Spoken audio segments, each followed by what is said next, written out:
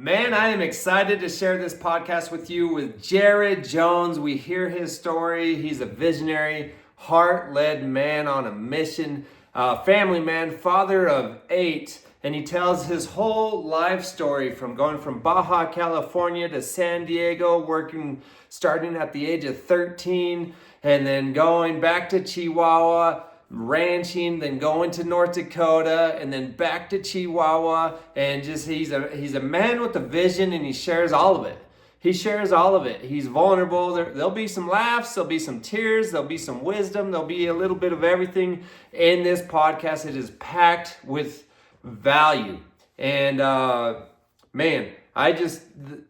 Jared has been such a good friend because he's vulnerable. He shares, he's got a huge heart, and I love the fact that he's a man with a purpose and with a vision, and he shares it all with us today in this podcast. And so you got to listen to this story, man.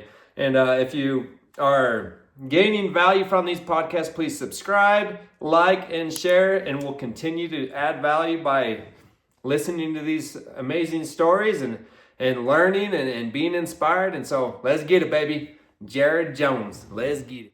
All right, we're here today with one of my good friends, a visionary, somebody that really inspires me, Jared Jones. Welcome to the podcast. Thanks, Bronson. I don't know what I'm doing podcasts. We're just going to let it roll. Well, touche on that. I've never done this before, so we'll see how it goes. And so I really enjoy podcasting because I think it's very important, or something that I really enjoy is storytelling and hearing people's stories. And in hearing people's stories, we can see ourselves, and it's a reflection of what's going on in our life. And we can be like, you know what, I relate to this and this story and apply it to my life. But I've always enjoyed storytellers and podcasts. And you're a very good storyteller. What I've learned about you and your life and your story, your journey, and how you navigate it. A family of 8 kids. Yes. And Jared Jones, he is from here, Chihuahua, Mexico. Right now we're in Nuevo Castellanos, Chihuahua. He was raised here in some different places, and we'll get on to his story. He has 8 kids, the oldest being 32, and the youngest? Youngest is just today 11. 11? Yeah. Today? Yes. Oh, wow. Mm-hmm. That is awesome. And I have a 10 and 12-year-old in there. They like to hang out whenever we're on rutas or razor riding and stuff like that. I really wanted Jared to be on this podcast, and I'm glad he said yes. Because Jared, when I'm around Jared, he is an awesome example of a visionary. Also has a huge heart. I mean, when you were speaking, you speak a lot from a deeper side of your heart, your soul, connected to culture and nature and history, and just a connected being, with it all. Yeah. And there's a few times I've been around where, you even speak about Mexico, or you speak about family, and you get choked up. Yeah. And I resonate with that because that's, also how I am. So I really would like for other people to experience Jared Jones and his heart and his soul, and learn from his life and the ups and the downs and the self-discovery and how to navigating marriage and family. And so, let's do this thing. Well, thanks for the introduction. It's, one of the things about this, Bronson, for me was when you asked me to do this, so I start thinking about what I'm going to say. Mm-hmm. What am I going to talk about? I don't really have a story to share, And so many times in life we go, and I think it's common for lots of people, but we don't really reflect on our story, And so as I started doing that, I'm like, oh, wow. Going back and remembering things of my own life that I'm like, wow, that is kind of interesting, We go through life with all of our problems and challenges that we're going through at the current time, and we tend to kind of forget about the rest of our life and kind of what got us here. So when you called me to do this, it was a good experience just in and of itself before I showed up here. Although right now I got the jitters and I'm nervous and totally normal. Shake it off. That's life, man. There's new projects that we take on. But But just going through that mental process of remembering was good for me. It was a good experience. And so, how do we start off? You want me to? I can go back to my childhood and tell you a couple stories about that and Yeah. like that. But I would love to hear your upbringing and where you were, your childhood, your family life, what you like, your young adult years, and where you're at today, and just hear the whole story of who you are. Yeah, I was born in Colonia, Nevada. Moved out to the United States, moved out to San Diego when I don't remember that, but I think I was a few months old, or if not a year. Mm-hmm. Lived in San Diego for a little while, and then moved to Baja California after I was 4 when we moved to Baja California. We grew up a mile from the beach. Ooh, I bet that was nice. Before I go along with the story, I do come from a polygamous family. I have 57 brothers and sisters. Wow. So growing up in that environment, you can imagine, somewhat of what it was, but it was a healthy environment. I have no regrets. I don't, follow those practices, but I really appreciate that experience because I had lots of brothers and sisters to hang out with. We were, in a sense, a family, but it was almost a community. So, but in Baja, I remember going to the beach. There was grunion season, and just thousands of fish washing up in the waves on the shore. And it always happened on the full moon, and it was in the night. And all of us kids, I was probably 5 at the time, but just collecting like buckets and tubs full of fish, and we would take them and bottle them, and my mom would process them all and bottle them and stuff like that. So you would bottle fish. Is grunion the type of fish that would wash up? It's just a small fish. We call them grunions. I don't know. Yeah, they might have another name, but they just wash up there, and we would go out there and harvest these, and it was just a lot of fun. I have a lot of good memories in Baja. One of the interesting things is we used to all go out and get clams. They're buried in the sand. So I would go out there, and this place is known for that. This place in Baja is known for that. And people go out with pitchforks, and we used to see the almejeros go out in their trucks, and they'd come back with truckloads of clams, and they're big, nice ones. So as a kid, I would go out into the ocean with a stick, a knife, and literally go out there and poking around with my stick and find one and get it out, pull it open, cut it, and the muscles are trying to defend itself, and cut it open, cut a piece of the tongue off the 2 little muscles and eat them on the spot and move on to the next one. Oh, wow. That's the most healthy thing you do. That's a protein-packed meal. Yes. Right? Oh, man. And to this day, I love seafood. So wow. Those were some good memories that I had growing up in Baja. There was lots of them. My dad was, raising a family that size, and I can't imagine putting myself in his shoes. Mm-hmm. He practices these beliefs, and, contrary to what a lot of people think, and I know it lends itself to a lot of misinterpretation, but in my dad's case, I feel that he truly believed in what he was doing. Mm-hmm. And so something very admirable about my dad is that he had the balls to go out and do what he thought he should do. Right. Contrary to public opinion and anything else. And so that part of it's very, very admirable. And he loved his family. But along with that, the belief of, I need to save my kids from going to hell. Mm-hmm. And this whole belief, I remember him saying, there's a quote in the Bible that says, spare the rod and save the child, Mm-hmm. So needless to say, he was very strict. He was a perfectionist. And it's hard to be a perfectionist raising 57 kids. Yeah, how do you do it? How is that even possible? Yeah. So that's a tough deal. And he tried, he worked hard, hardest working person I've ever seen in my life. And this goes until he was 75, 85 years old. He'd work, probably the last 15 years of his life were all dedicated to social service and public projects.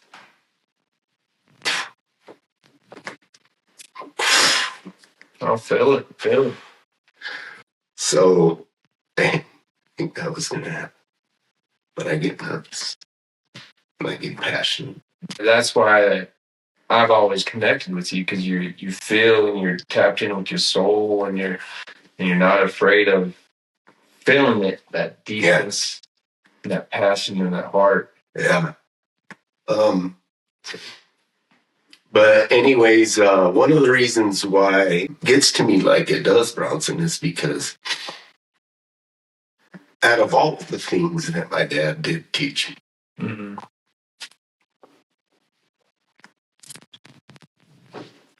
that public service part is, I treasure that. Oh, yeah. Treasure that. And that came at right around in the middle of all his kids. And my dad was a stud. He had his last child when he was 74 years old. Oh, wow. I didn't even know that if that would be possible. It's all those planners, dude, in Baja California. Something like that. But anyway, so through these public service projects that he was involved in, that happened in my life. I mean, in my childhood as I grew up. And we made, parks at the river bottom, put this cable with this zip line and all these swings, and it was all just so the public could come and use. And he was very passionate about that, had a great sense of community service. And I think he got that from his upbringing, Mormonism. There's always that's pushed quite a bit, and I think that's one of the blessings that we still have from that. But anyways, in Baja, it was we had a lot of great times. It was a lot of fun. The whole family was united. It was a great experience. Anyways, I went to when I started grade school. I was pretty good. I got 10s in Mexico. That's an A. Yeah. But I got 10s, through 4th grade, and something happened in 5th grade and 6th grade, and I just hated school. I can't pinpoint what it was, but I didn't like school. A lot of my buddies moved out of town. My family moved out of town. And for some reason I didn't do very well, so I graduated 6th grade. Oh, wow. With a 6.1, and I think the teacher gave it to me just because he wanted me out of there. Let's make him pass and let him move on. It's not my pedo. Yeah, exactly. So that's the degree of my education. After I was married, I took some courses and did different things. So you went to 6th grade? That was it. Okay. And I moved to San Diego, dying to get out of there and go to work. At this time, I was 13 years old, and I worked a full-time job from then on. From 13 years old. From 13 years old. Going from Baja to San Diego. And me seeing the perspective now is like you're this amazing entrepreneur. You've built a lot of success. And some people will be really shocked that you graduated and after 6th grade, you went to work. Yes. And so it's a different type of, some people can resonate with that, but like the common education, the people brought up in the common like K to 12 or university are going to be shocked. Like, okay, it is possible to be very successful and to graduate in 6th grade. Yes. I was just dying. I was dying to go to work. I was going to say the school I went to was Emiliano Zapata, and it was only in Spanish. I never knew how to read English. Oh, really? At all. Wow. See, so when I go to San Diego, I start working, and I'm thinking, I need to learn how to read. but in English. Yes, in English. So, and which is a lot more difficult than Spanish. Spanish is straightforward. How it's spelled, how you say it. Exactly. English is all just. Oh, it's been a journey up until today. So, but so we're going to work. We're working no less than 10 hours and up to 16 hours a day.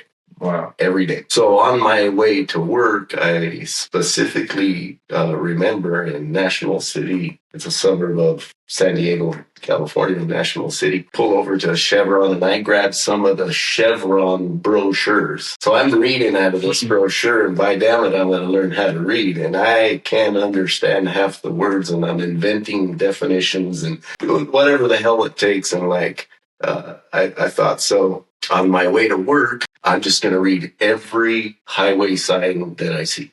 Mm-hmm. And this is how I kind of start because I was, way too busy to sit down and read a book. Right. I didn't have much time and we worked 7 days a week. I started working with my brother-in-law and back then I did drywall. And so the taping mud, it weighed 50 pounds. Today it weighs 22 pounds. They've taken a lot of weight off it, but back then it weighed 50 pounds. I think I probably weighed 110 pounds. Wow. And I'm carrying these 50-pound boxes around. Half your weight. And I remember Santiago telling me, you need to stock these 2 apartment buildings here. And I'm grabbing the box of mud and taking it up one step at a time, and just sitting there doing that all day. And then, and other things, I did some, spotted nails and detail is where you patch around the light boxes to cover up where the sheetrockers broke the sheetrock, that sort of thing, taping around pipes and all of these things. But I worked so hard and I was in my growth stage. And so when I was 17, I got in a car accident and I broke my right femur. So when they do the x-ray, this round bone you have on the back here, I forget what it's called, but the round bone you got on the back there was my right side was already probably 20% bigger than my other side. Oh, wow. And I related to the work I was doing and always working a lot heavier on my right side than on my left and in that growth period. So anyways, so I worked very hard. I came down to Mexico once in a while. One story I can share is that I go out to work, I'm making $20 a day, all my expenses paid, food and rent. Right? So I have $20 free. And I had just gone out to work, probably 2.5 months had gone by, something like that. And my mom is coming out to visit, and I managed to save up to $160, something like that. And I remember at the time that my one and only goal was, it's not a bad thing. It's an amazing thing. This is like, wow. It was an amazing thing because I grew up, I'm going to clean myself up here. Obviously in Baja, we grew up super broke. I remember my, going back to the Baja days, first movie ever was Superman that I watched. And we grew up with no TV or anything. But my brother Keith came down to Baja.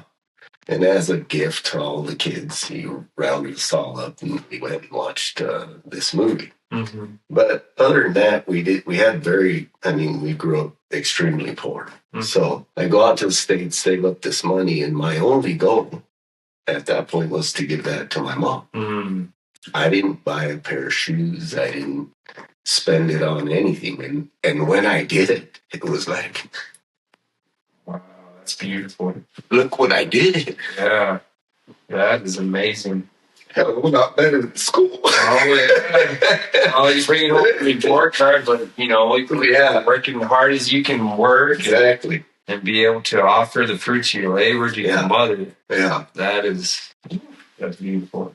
I'm sure that made you feel just amazing as a young man to see if your mom's, not having that much money or poor, and you're able to, mom, have this fruit, she gave you all this fruit growing up and taking care of you, be able to return that. That is such an admirable and beautiful thing. Yeah. But anyways, on a different note, so I'm working in San Diego. I, work my way up.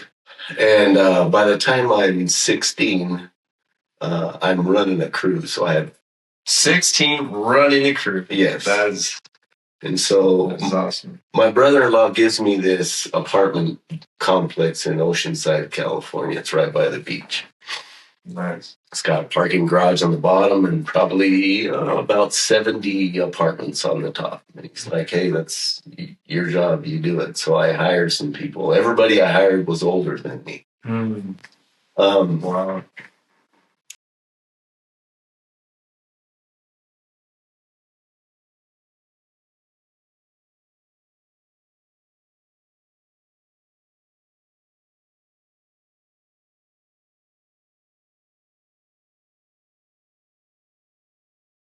This job, and we're all the hangers, sheetrockers, and some of the framers, and just different people that are working on the job site. We're all sitting around having lunch, and I packed some burritos for lunch that day. So I'm eating my Mexicano. So what kind of burritos?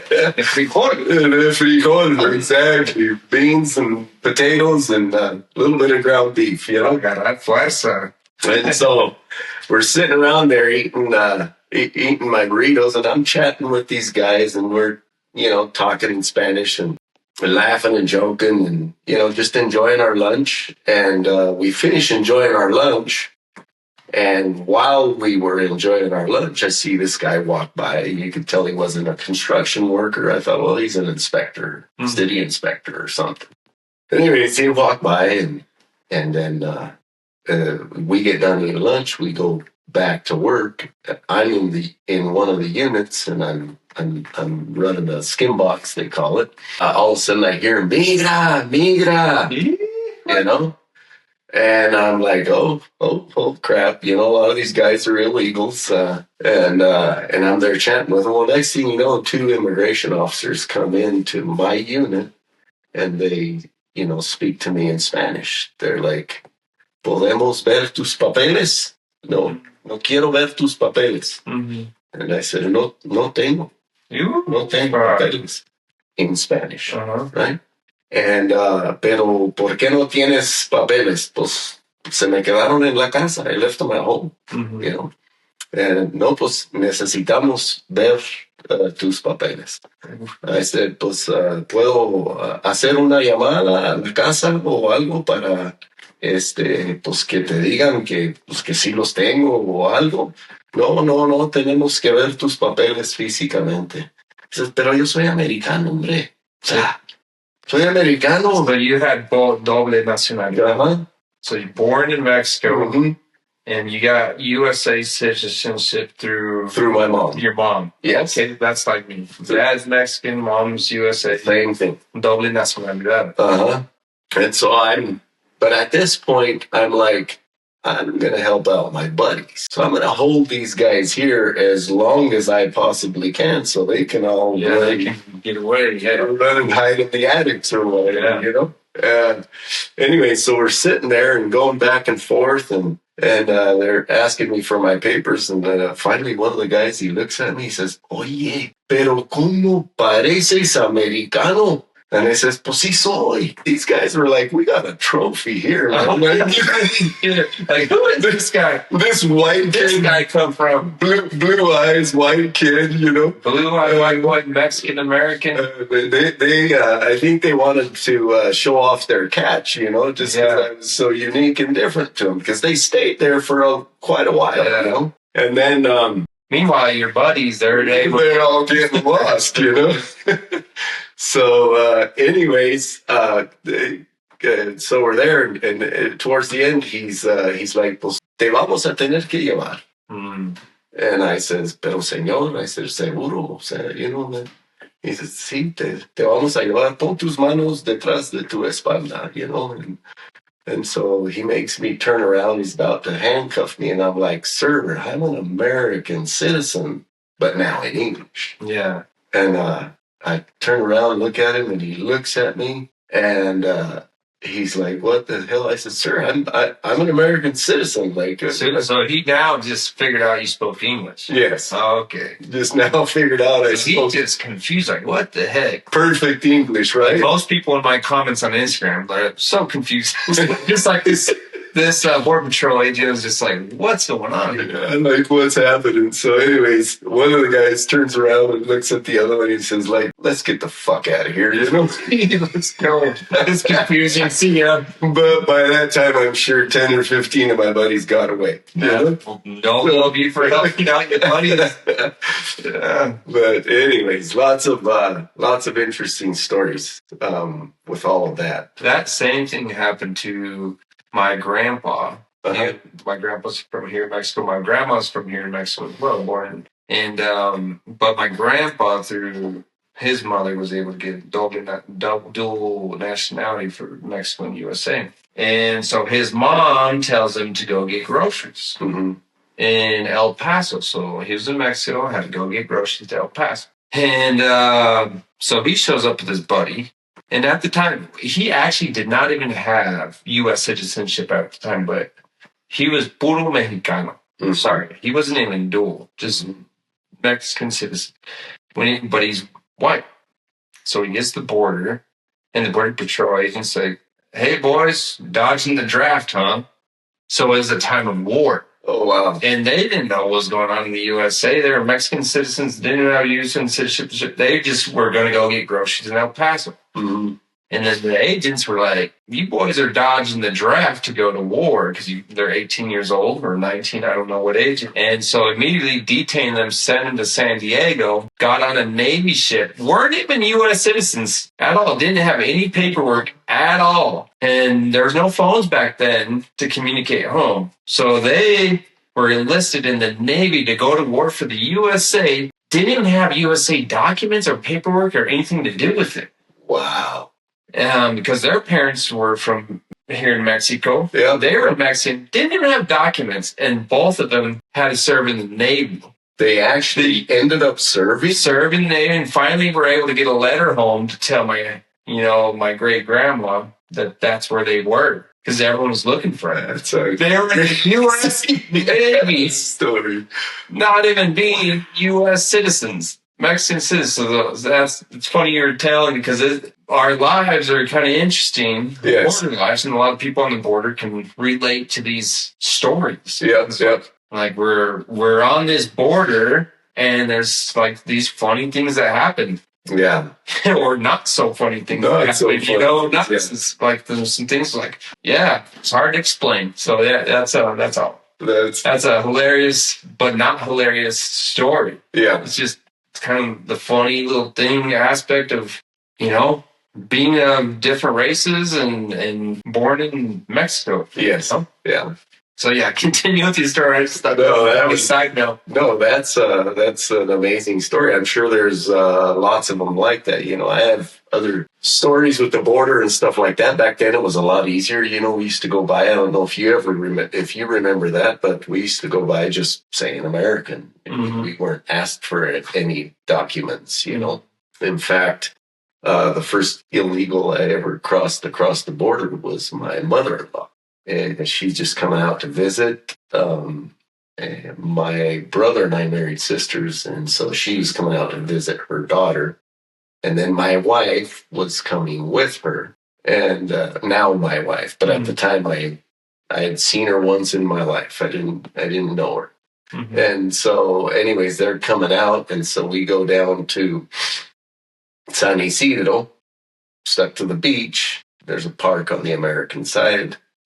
They go down to the beach on the Mexican side, and I go down to the beach. Clary doesn't. I do because I was a young kid, and I didn't really care. We weren't doing any harm to anybody or anything like that. Simply this. My mother-in-law wanted to visit her daughter, and we were going to hang out. So They go down on the Mexican side and, ease their way across the border. And then we hang out down at the beach on the beach for a little while. And then we got to kind of walk uphill to this little park that's sitting up on the hill. And there's an immigration officer right on the trail. And we got to walk right by this guy, And back then, everything was a lot different than it is today. Yeah. So it was a lot more of an open border than it is today in those terms, But anyway, so I tell her, hey, we're just going to walk up. I'm going to be telling you some stories. And you just say, yeah. So we walk right by this immigration officer. And my mother-in-law, she just can't freaking believe it, And we go up there, hang out at the park, eat some hamburgers, and go to San Diego, and she hangs out for a week or two, and then goes back to Mexico. I see the fussy. Yeah, it was interesting. I mean, you adapt to your circumstances or whatever, And so, but anyways, that's my story. As a child, that sort of thing. After the San Diego days, I ended up moving down to Mexico. When I was in San Diego, by the time I was 17, and I don't say this, I just say this, I was very dedicated to what I did, and I was very serious about it, and I did work really hard. But by the time I was, and we're talking in about 1990, 89, 90 is when this was. But I ended up saving like $47,000. Wow. At 17 years old. That's 17. In early 90s, late 80s, around 80, 90, that is a lot of money for a 17-year-old to have. Yes. And so my dream and goal at that time was I wanted to buy a little cattle ranch. I wanted to have a little piece of farmland in Mexico. Mm-hmm. And there was this set finite amount of cows and a little farm that you needed, and you can make a living and live happy the rest of your life. Yeah. And that was I was out to make my dream come true, and that's what I did. And I ended up moving to Mexico and working with my brother Keith, and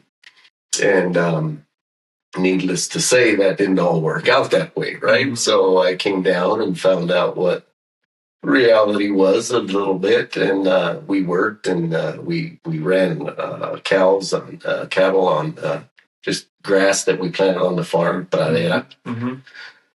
And we ended up not making much money, and so I ended up during that period I ended up getting married. So when I get married, I'm dead broke, living in Mexico. I had invested all the money, mm-hmm.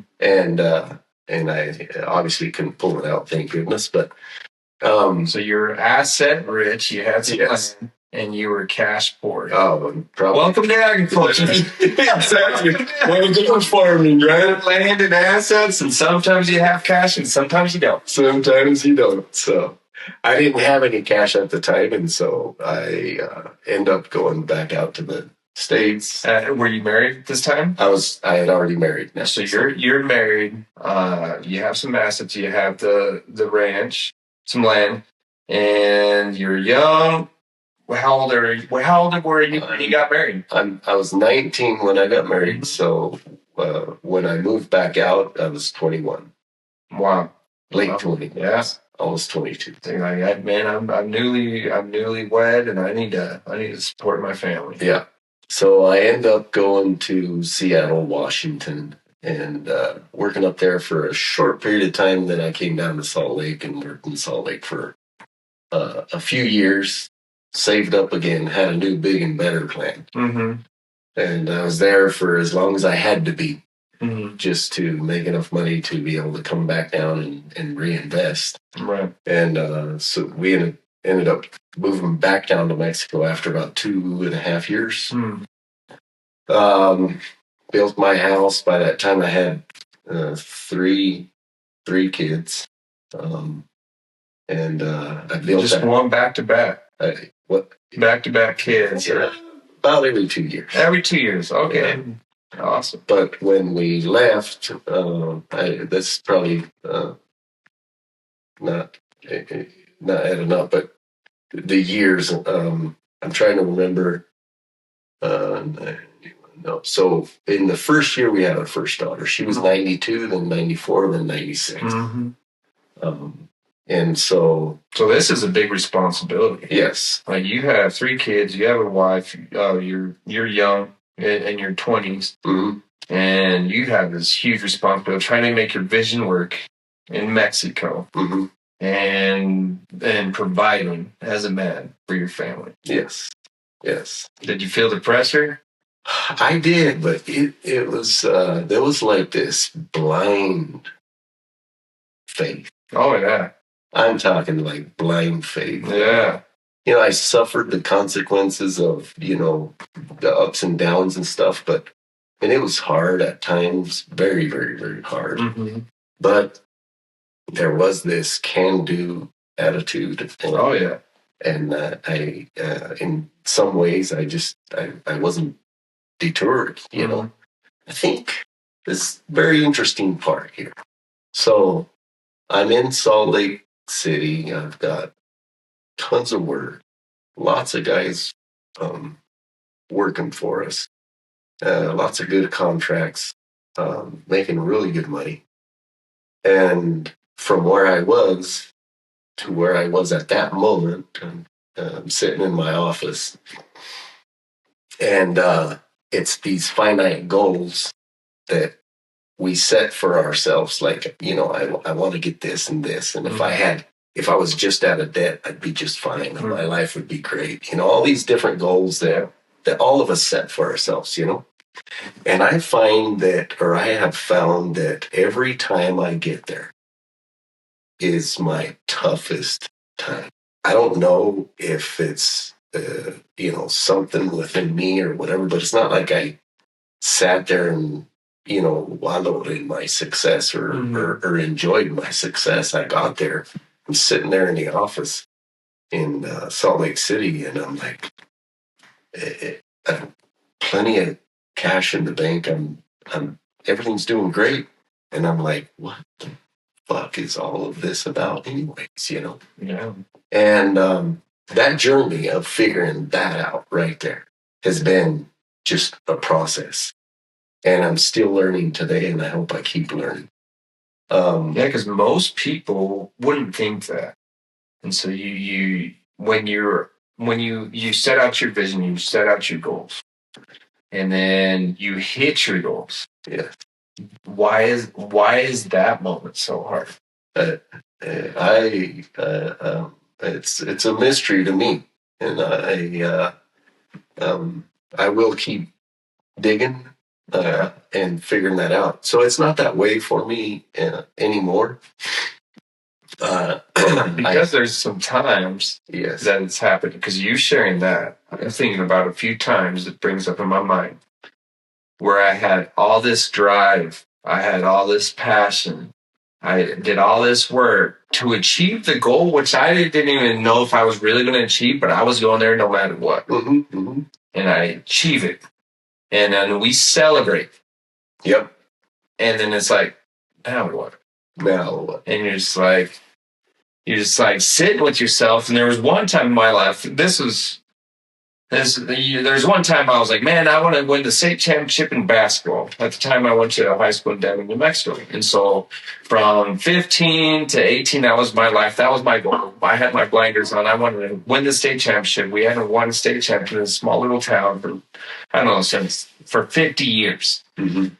It's like this impossible goal. And I put everything into this goal. And my junior year, we lost by a buzzer beater, 3-pointer. Hail Mary shot goes and we lost. Dang, get back, go. Senior year, we hit the goal, accomplished everything I had dreamed of, celebrated it, awesome. That summer was the most depressed summer I've ever had in my life. Isn't that crazy? Crazy. And I was just like, because you come to the point you hit that goal and it's like, it's a now what? Now what? And that drive that makes us feel alive. You know? Yeah. We have this drive to hit our goals or provide for our families or do something that's bigger than ourselves and all these things. And so I just think it's a beautiful thing to always have a goal, something that drives you. And if you can even find something that is more than yourself, it's super fulfilling. Yes. And that's what you started off this podcast talking about your father and his service to others at the end of his life, and he dedicated his life into service. And your greatest moments, like as a kid, was being able to give your mother some fruit to be of service. Yes. And that, I think as we tap into that and those purposes as a man, it is very fulfilling as we keep on serving and our vision's more about everybody else, and that makes us feel alive. So like when we get to the point like, man, I hit all my goals, then it's like, all right, tap in to this next vision, because we have so many lives in one life. Yes. So many lives. You've lived so many lives. I've lived so many lives, and I'm only 38. I've lived so many lives. Because I have these goals and these purposes that give me purpose in the moment. Purposes always change. Yeah. And it's always changing, vision's changing, and you hit these goals. But then what I suggest for us men to do, when we hit these, is just keep thinking about family or something bigger than ourselves or something that will bless more than just us, so we don't hit those slumps. But that's just life. There's ups and there's downs. But it's very interesting, and I'm still learning more about that because it happens to a lot of us. Well, I think like getting a little philosophical here, but a lot of faiths and religions, that's one of the things that they are driven by, right? Mm-hmm. And when you get there and you find out that it isn't, what it was put or what you thought it was. Mm-hmm. I don't think that you'll find that ever in anything physical. Yeah. Or anything that has to do with this earth. It's something beyond that. Yeah. And somehow or another, we don't understand it. I think if we could, I'm a believer in somewhat of a multiverse. Like we might be living in something like that, And I look at it with curiosity. I'm not saying it is or it isn't, but there's something that connects all of us. Yeah. Humanity. And so whenever you are serving someone else, you're somewhat tapping into that. Yeah. And that's why even for me, I get emotional about it because it feels so damn good. Yeah. Mm-hmm. And then you're like, well, holy shit, this is what it's about. Yeah. Screw owning the ranch, screw having some mansion on the beach and riding off into the sunset with, all your success. It's not about that, Yeah. And so now just enjoying this like journey and having an openness to the possibilities that are out there and not having one of the things I don't like about religions and faith is because to some degree they haven't figured out, at least in their minds, right? Right. And so I've found so much joy in just looking at it with wonder. Oh, yeah. And with amazement, like what is out there, and that discovery and navigating that discovery without losing yourself also, and without losing which is very important to stay grounded in the discovery. Yeah. The values that I was taught as a kid, and the ones that that I don't care for too well, then I've got to work on getting rid of those and changing those. But there's a lot of value in there. Yeah. That can be taken. And so just looking at the world with a little more curiosity. So I think this, Jesus Christ, I quote him a lot, and he said to not judge. Mm-hmm. But if you know something in your own mind, right, how do you not judge? You're in the right church, so where's everybody else? Mm-hmm. You get what I'm saying? Oh, yeah. And you have all of these things. So I think that to be able to not judge, then you have to not be firm in that. You got to have an openness to be able to accept other people and what they do, and even when they screw up. Yeah. And so I found myself being much more tolerant. Not tolerant, that's not the right word. Accepting Mm-hmm. of other people's experiences and whatever it is that they're going through. Yeah. Another quote that I like from the scriptures is when they asked Jesus, when and where's the kingdom of God going to be set up? And he says, this kingdom of God is not here nor there. The kingdom of God is within. Oh, yeah. And that's like, oh my God, like that right there is so powerful. Yeah. Because it is within us, and every time we do good deeds or we do anything that is beyond us, we feel a piece of that. And to some degree, that's what we're looking for. Right. I mean, why do we want riches? Why do we want wealth and success? It creates a feeling. Mm-hmm. Or it gives you a status, or the status is bullshit because it's ego driven, but it gives you a feeling of being able to create and do stuff. But it's a feeling. That's what we're after. We're after a state of being as a human. Yeah. As a human being. Being. There you go. Yeah. So it's just interesting. I don't want to get too philosophical. Oh, we can continue with the story. I mean, we're all in this life trying to understand it and trying to navigate this life, and I think all those subjects that you brought up are really important. And the giving. I mean, I like to look at nature. Mm-hmm. I'm a farmer. You've been a farmer. You still may be a farmer, but pecan farmer. Mm-hmm. And I really like to see the process of nature because I think we can learn from it. Because, like, for example, like we were talking about giving and service, and you look at a seed being planted, and that seed is being planted in these dark soils, and it's uncomfortable, but it has a seed of infinite potential, or the potential of itself. And it working so hard to break through that soil and then to shoot up and become this plant. And the whole journey of this plant is to reach its fullest potential, whatever it is. If it's at pecan tree, if it's at pecan tree, its whole journey is to become its full potential and to grow and to expand. And then what does it do? It gives fruit. Or pecans, they give the nuts, the pecans, and they give that fruit to the worm. Yeah. And that's the most beautiful feeling that I have discovered is on your own personal journey, tapping into what resonates with you, who is Jared Jones, and to grow and to expand and to bear fruit for others. And I truly believe that's the most fulfilling, beautiful way that somebody can live. And your fruit is Jared Jones's fruit.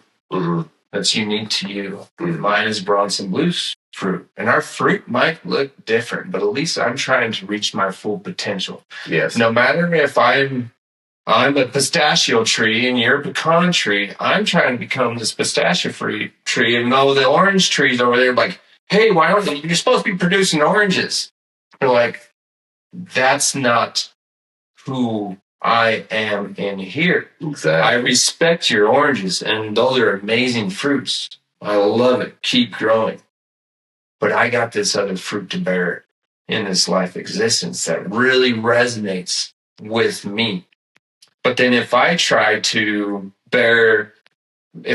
become a pecan tree or an orange tree, it stunts my growth and it creates frustration. Yes. Because I'm a pistachio tree. I'm here to produce these pistachios. And if I try to produce your fruit or their fruit, I get frustrated and my system starts shutting down.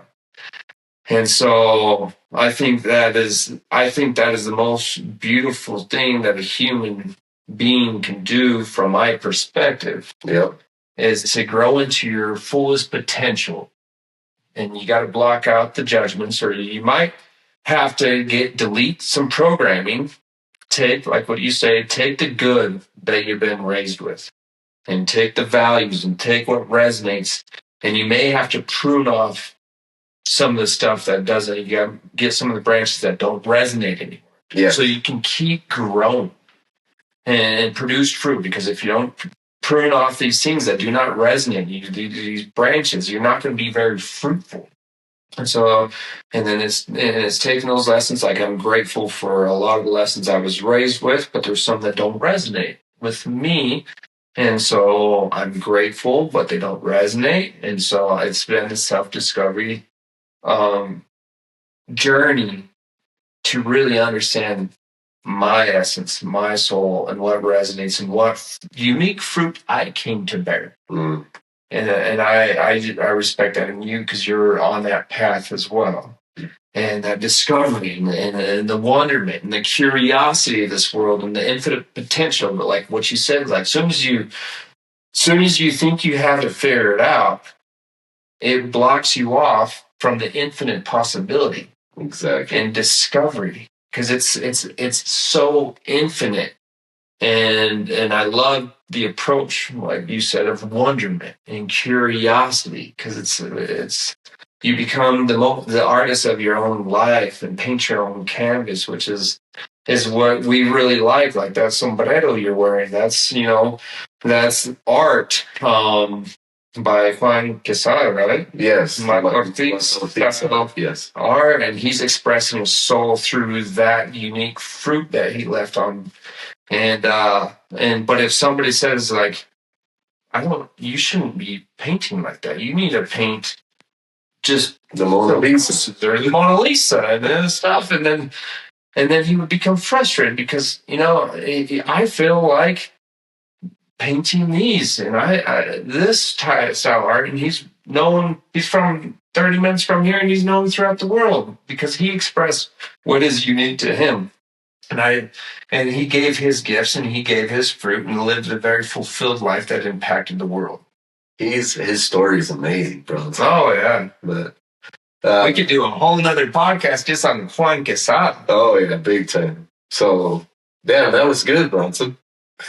Yeah. What a great explanation. I like that a lot. Because what you were doing in your life, I've thought a lot about, what gives us fulfillment, mm-hmm. what lights us up with passion and with fire to go forward, mm-hmm. And you're hitting on all those points as you tell your story. All those lessons, are being brought out. Just you sharing, your story. Yeah, I love that. I love Juan Quesada's story. Just his whole rediscovery. He's hauling, lumber. Mm-hmm. Not lumber. He's hauling fire 25 miles on burros to Casas Grandes to sell, to be able to eat. Mm-hmm. And in that process, runs into a cave and finds a pot, and he's like, well, these guys, just his whole story, how did these guys do it? They did it with local materials. So his ability to go out with no education and look for the minerals and everything that it took to make these pots and figure out how to make them, that's just an incredible story. He revived a culture, 1,000-year-old culture, and revived the art from this 1,000-year-old culture. And his story is pretty incredible. That's and I do wear this hat I can say, proudly. Oh yeah. So I love it. I love our story, and I call it ours because we're from the region, and we've got involved in a couple of things to do with all of that, and so it's just been really fun. A lot of fun. Yeah, his story's definitely impacted all of us that are aware of it. Yes. Especially you with your new project with this ranch, where you find this pottery and it's in your soil, and these stories are in our blood. Yeah, they're being passed down, and so I think it's very special when people share their art with the world and they don't leave their songs inside of them. Yeah. Yeah. And you're doing that in your path, and even on this podcast, sharing your story, you're singing your song. Yeah. And you're sharing your art, which is a beautiful thing. One of the things that to continue a little bit with my story there. So, I'm back in Salt Lake City, and I moved back down to Mexico, and I become at the time cattleman. I had a cattle ranch, and I don't want to elaborate too much on all of that, but I ended up switching from cattle to chili, and I had some uneasiness about me. Like I was always, looking for bigger and better things. And like what I shared with you a minute ago, I would get there. And then I get there and I'm like, what's next? Yeah. And now what? Yeah. The big now what, So I get the cows. I buy the ranch. I have the cows. I've got all black cows. They're all pretty and a beautiful herd of cows, and I was successful. My goal was to never sell a skinny cow ever, and I did whatever I had to. But on top of that, my goal was to never give them a bale of hay.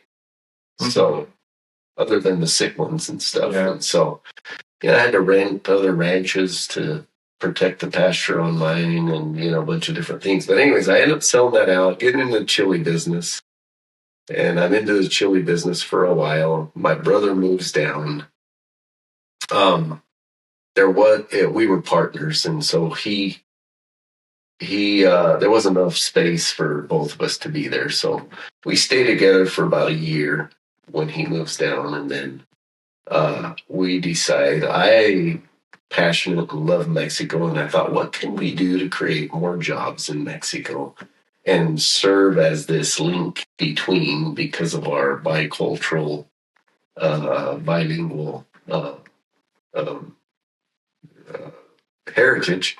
What can we do to kind of link this together and create some opportunities on both sides, And so we end up getting into manufacturing doors. My brother, another brother, Clary, he was the carpenter, and he made kitchens and rocking chairs and just all these different things he made out of carpentry. And at that time he was going into politics, and so I said, I'll take over the shop, but I'm selling all your tools. And I'm getting rid of everything that doesn't have to do with making doors. We're going to make doors, and that's it. So he about had a cow, His whole life, his project and his tools. Don't mess with another man's tools. Yeah.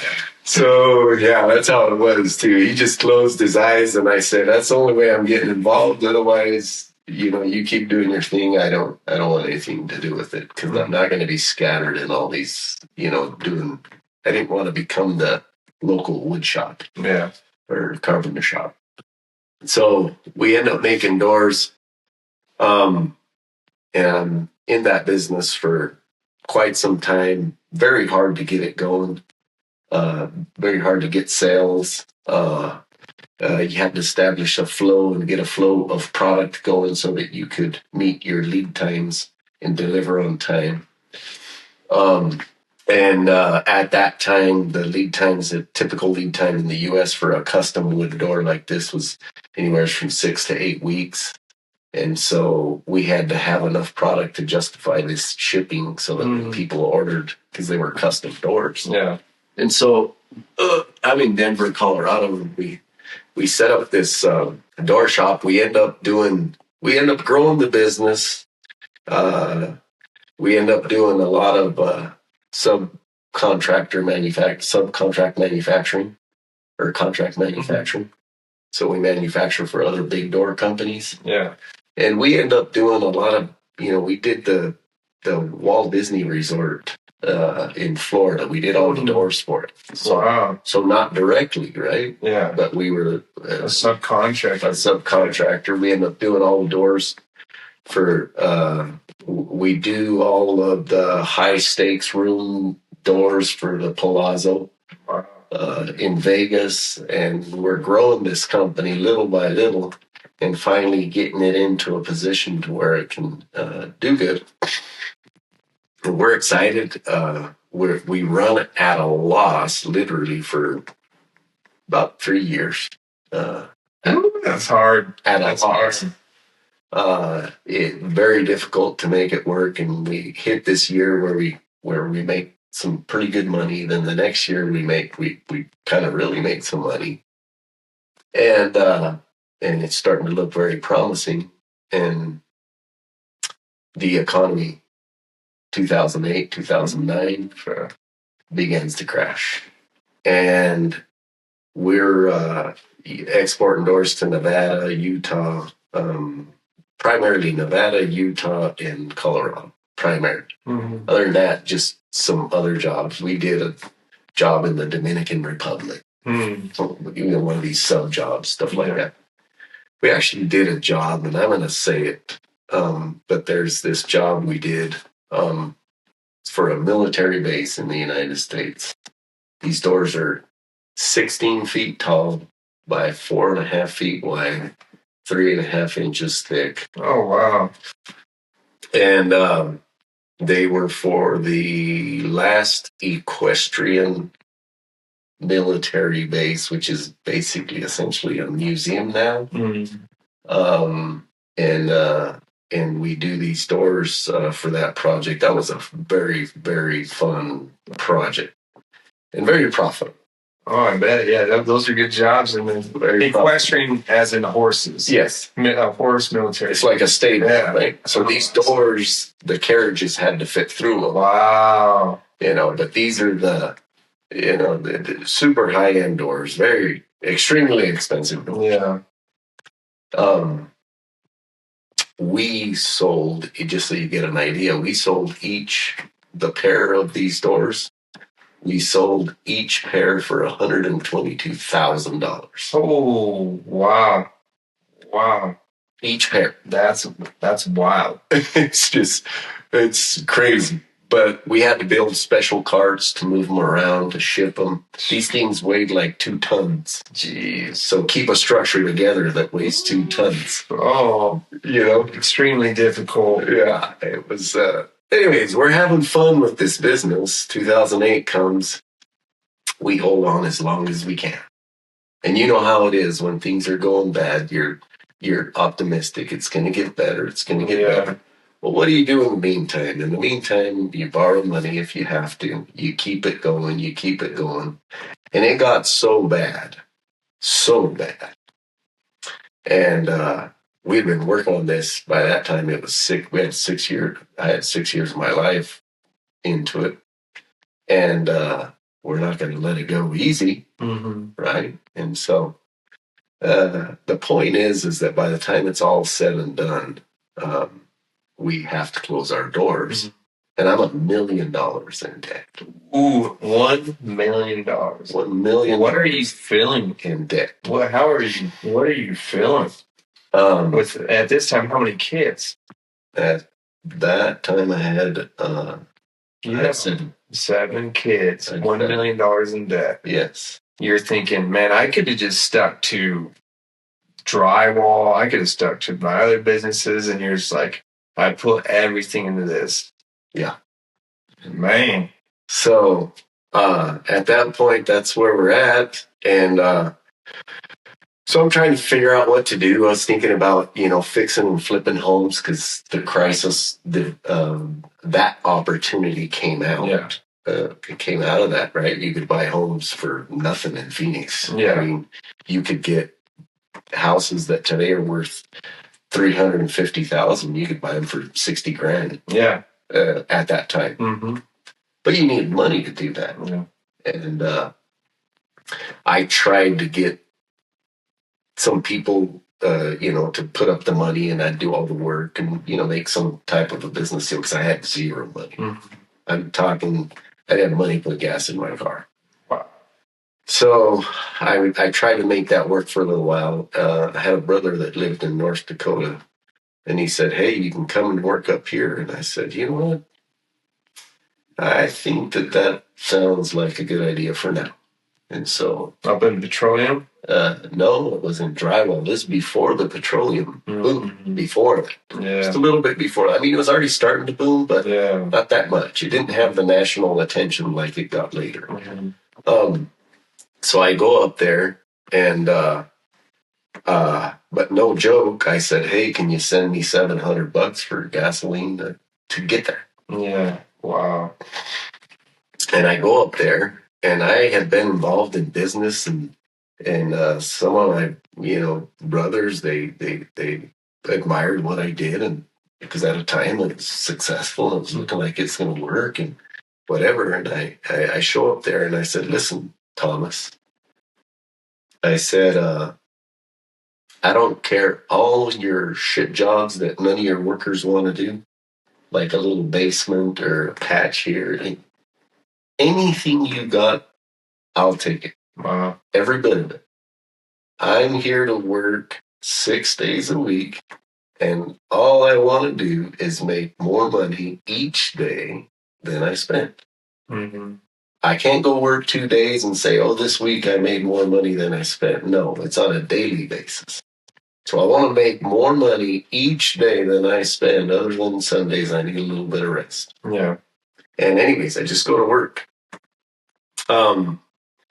And all of my creditors, I recall, driving through Wyoming, Wells Fargo calls me and says, "Hey, we need this credit card paid off." And I said, "Listen, I am bankrupt. I'm struggling. I cannot do this, sir." And they use all their tactics. And I said, "Ma'am, I understand that you don't call the shots and that you're doing your job. And good job doing your job. Mm-hmm. I'm just telling you one thing. If you push me, I'm going to file bankruptcy. Because I can do that. I can go and sign on the dotted line in 2 days and be done and write this debt off. You guys might like that. I don't know. Yeah. You just call it bad debt and forget about it. But I don't want to do that. I'm going to pay you your money. But I need you to restructure my credit card. I need you to get it at a reasonable interest rate, the lowest you can get it. I can't pay the typical credit card rate, which is like, at that time it was 18 to 22, something like that. I said, "You're just going to eat me alive, so I need you to restructure this, put it into a longer term loan, give me a, $150 a month payment, and I'll make payments on it." Yeah. Either do that, or if you push me, I'm filing bankruptcy. Yeah. And I don't want to do that. So my whole goal when I did go broke and I owed $1 million, I was not going to file bankruptcy. I'm going to pay every penny of this back. I have a long life to live.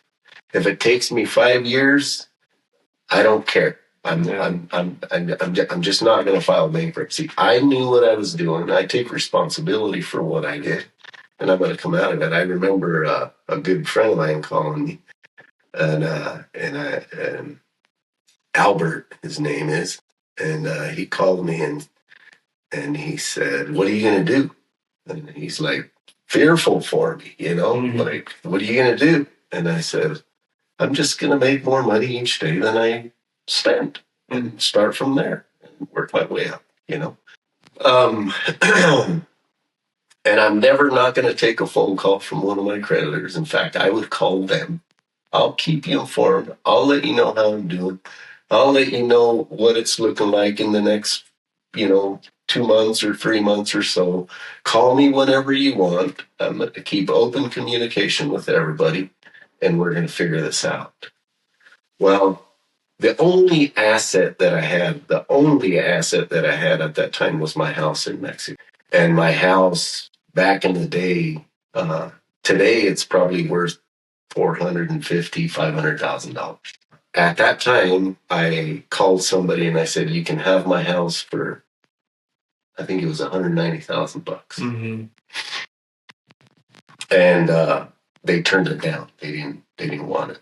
And so but I was willing to get rid of everything, including my home, Instead of just signing the bankruptcy, you've been willing to get rid of your home. Yes. Wow. And so they turned the deal down. And so I'm working up there. I end up working about 3 months, and I'm talking working hard. I can share lots of stories about that, but I'm talking, we're working on average 13 hours a day, 14 hours a day. My kids are in school. One of my sons is, my oldest son, Stanley, he really liked football, and he was doing really good with the team when we lived in North Dakota. And so my family life is doing pretty good. Mm-hmm. I'm away a lot, but we're in touch. Everything's, I'm working a lot, but everything's doing good. I told my brother, I said, because what I knew how to do was drywall. I said, I'll never contract a job in this state of drywall. I'll never contract a drywall job. I'll work for you, and I'll help you build your company. Mm-hmm. And that's what I did. And so I remember working for 3 months, saved up in those 3 months, I made more, but I saved up like, $75,000. Wow. 3 months, 75 grand, that's hard to do. And so all those $75,000, I literally turned them straight over just to pay the back interest on the loans that I had. Wow. That was it. Just interest. And I was happy to do it. I felt like I bought a farm. Yeah. In other words, it was no different. I'm like, hey, there is light at the end of the tunnel. Needless to say, all that happens. We end up taking on a little bit of that, getting some semis, getting into hauling oil. Pretty soon, we end up having, quite a few trucks. So part of this debt was shared with 2 of my brothers. Mm-hmm. And so we end up getting these semis and working with the semis. And from when I offered my house to this person that I owed money to, when I offered the house, it was about 3.5 to 4 months later, I went and paid him off. Wow. That is unreal. I went and paid him off, and then we kind of restructured things, just a whole debt. Needless to say that within about 1.5 years, I was cleared up. In 1.5 years, you went to clear your debt. Yes. From $1 million in debt. But it was shared, right? Right, shared. 2 brothers. So yeah. The part is that I was responsible because I went out and got it all. So with the help of my 2 brothers that were in my identical situation, broke, we ended up being able to pay it all off. And I didn't file bankruptcy. That is crazy. The willpower that you had, and you have this huge debt and weight over you, hanging over you. You have 7 kids at the time. And as a man, like, what do you do? And you just dig into that willpower and you just make it happen in 1.5 years, and then paying off the debt without filing bankruptcy and, not being a victim of your circumstance, but just give this away, but like taking responsibility, putting your stake down and making it happen in 1.5 years when most people would give up. That props to you, brother. That is hard. That is not an easy task at all. and most people would give up. So that just speaks a lot about your character. I have to tell you that the hardest thing was when I did do that, the hardest thing was to make up my mind, to make that decision. Once I made the decision, the rest of it was tough. Yeah. But everything's tough. Like, yeah. I mean, but there was just no, like, I didn't give myself any room to even question it. Like, no deviation from the path. Zero. And I think that's a really important lesson for us men to have. Everybody, men, women, whatever. But one man, speaking of man, is like, once you lock into a vision and you get rid of like the what ifs and all the infinite possibilities and all this state, unstable state where you kind of get nowhere, right? You're just drifting. You're drifting, and it's just kind of like this. And you bring up the power there is in setting your vision and going down that path with no deviation, and what you can accomplish once you get out all the distractions and you put all your energy into one path. Do miracles, just like you did. It is extremely, extremely powerful. I wish I could maintain that focus. Oh, yeah. Same here. I wish I could maintain it because I seem to do very good under pressure. Then I get to my goal and then I'm like, well, now what? Yeah. What the fuck? Yeah. So I wish I could maintain that, you know? Because it does feel good. Things were going great. Just to finish my story in North Dakota, Stanley, and he wins 2 state championships. Wow. In football. Or he's part of the team, right? So that ain't easy to do. In football. And then they end up winning a 3rd one. So at that time, I come to Mexico. I'm up there. Things are kind of smooth. I'm out of debt. I come to Mexico, talking to a buddy of mine here. And I'm like, yeah, I'd like to do some pecans. And then he's like, well, why don't you find somebody who wants to invest the money and you kind of put everything together. And then, you can create this partnership. I still didn't have any money, but at least I was pretty much out of debt. Yeah. And I'm like, well, that sounds interesting. And I look over and I'm like, well, why don't you and I do it? And he's like, huh? I meant somebody else, you know? Yeah. I meant somebody else. But anyways, the point is we end up doing it. And what happened here in Mexico at that time was so good. Just the deals that we were able to put together and all of the buying and selling and all of that stuff we did was so good that I ended up kind of having to move to Mexico. I had no plans of moving to Mexico yet. That was a 4-year plan after I got out of debt. Well, I'm going to make some money and then we'll figure out how to get something started up back in Mexico. Yeah.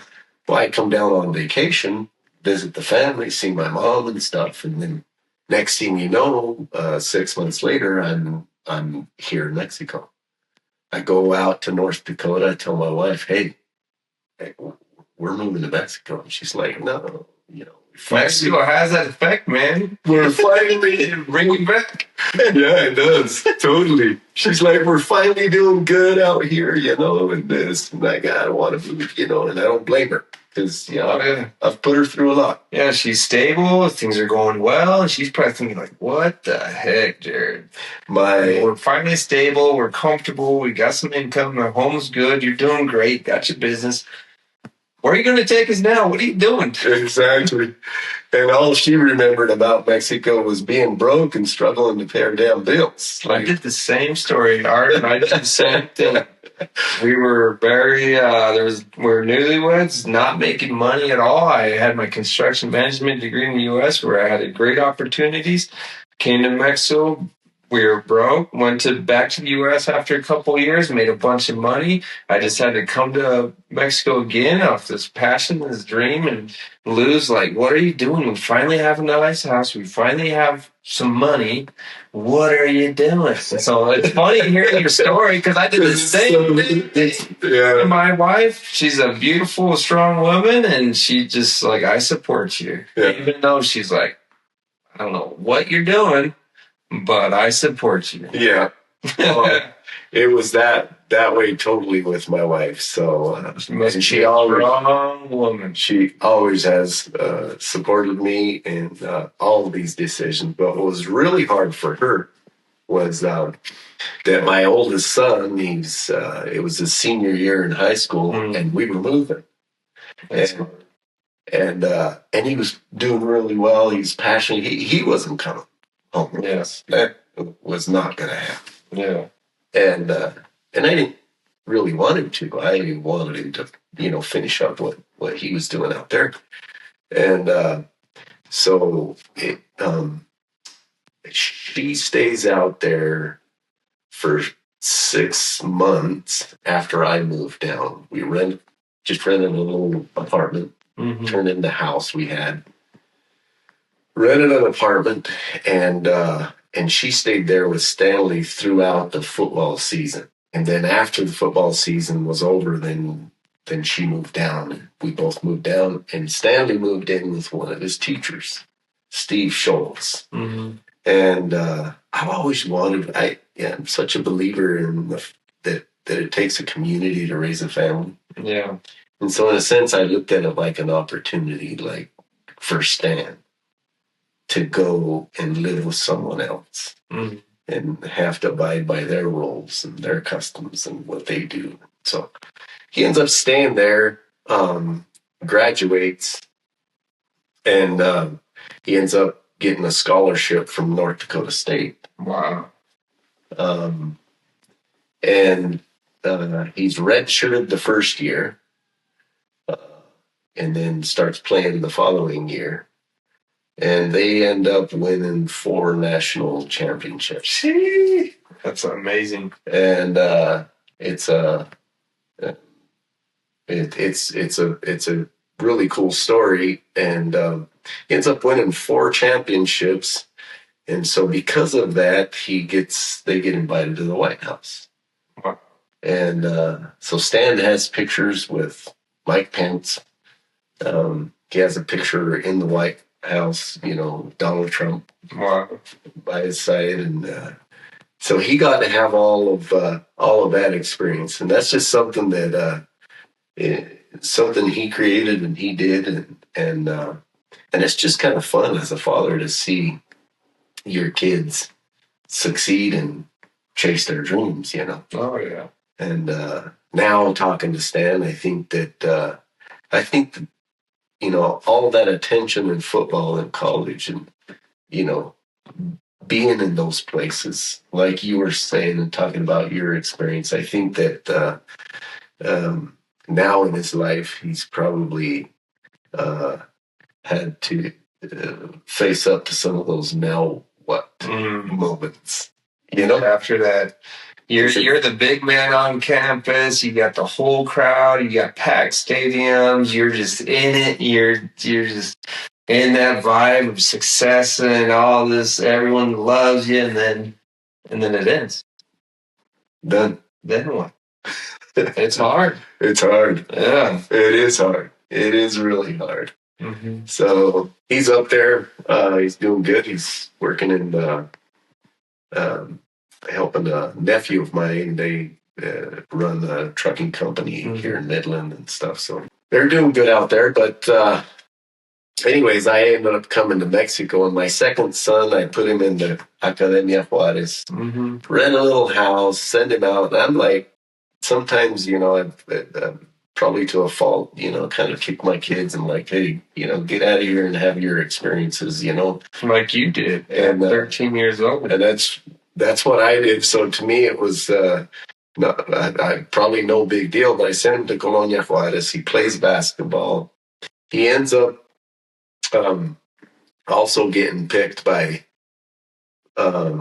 the way they do the sports here in Mexico, they have a tournament, and then the winning team picks players from the other teams, right? Yeah. So he ends up going selección. He ends up going and living in Gomez Farias. This is when security and crime is just crazy.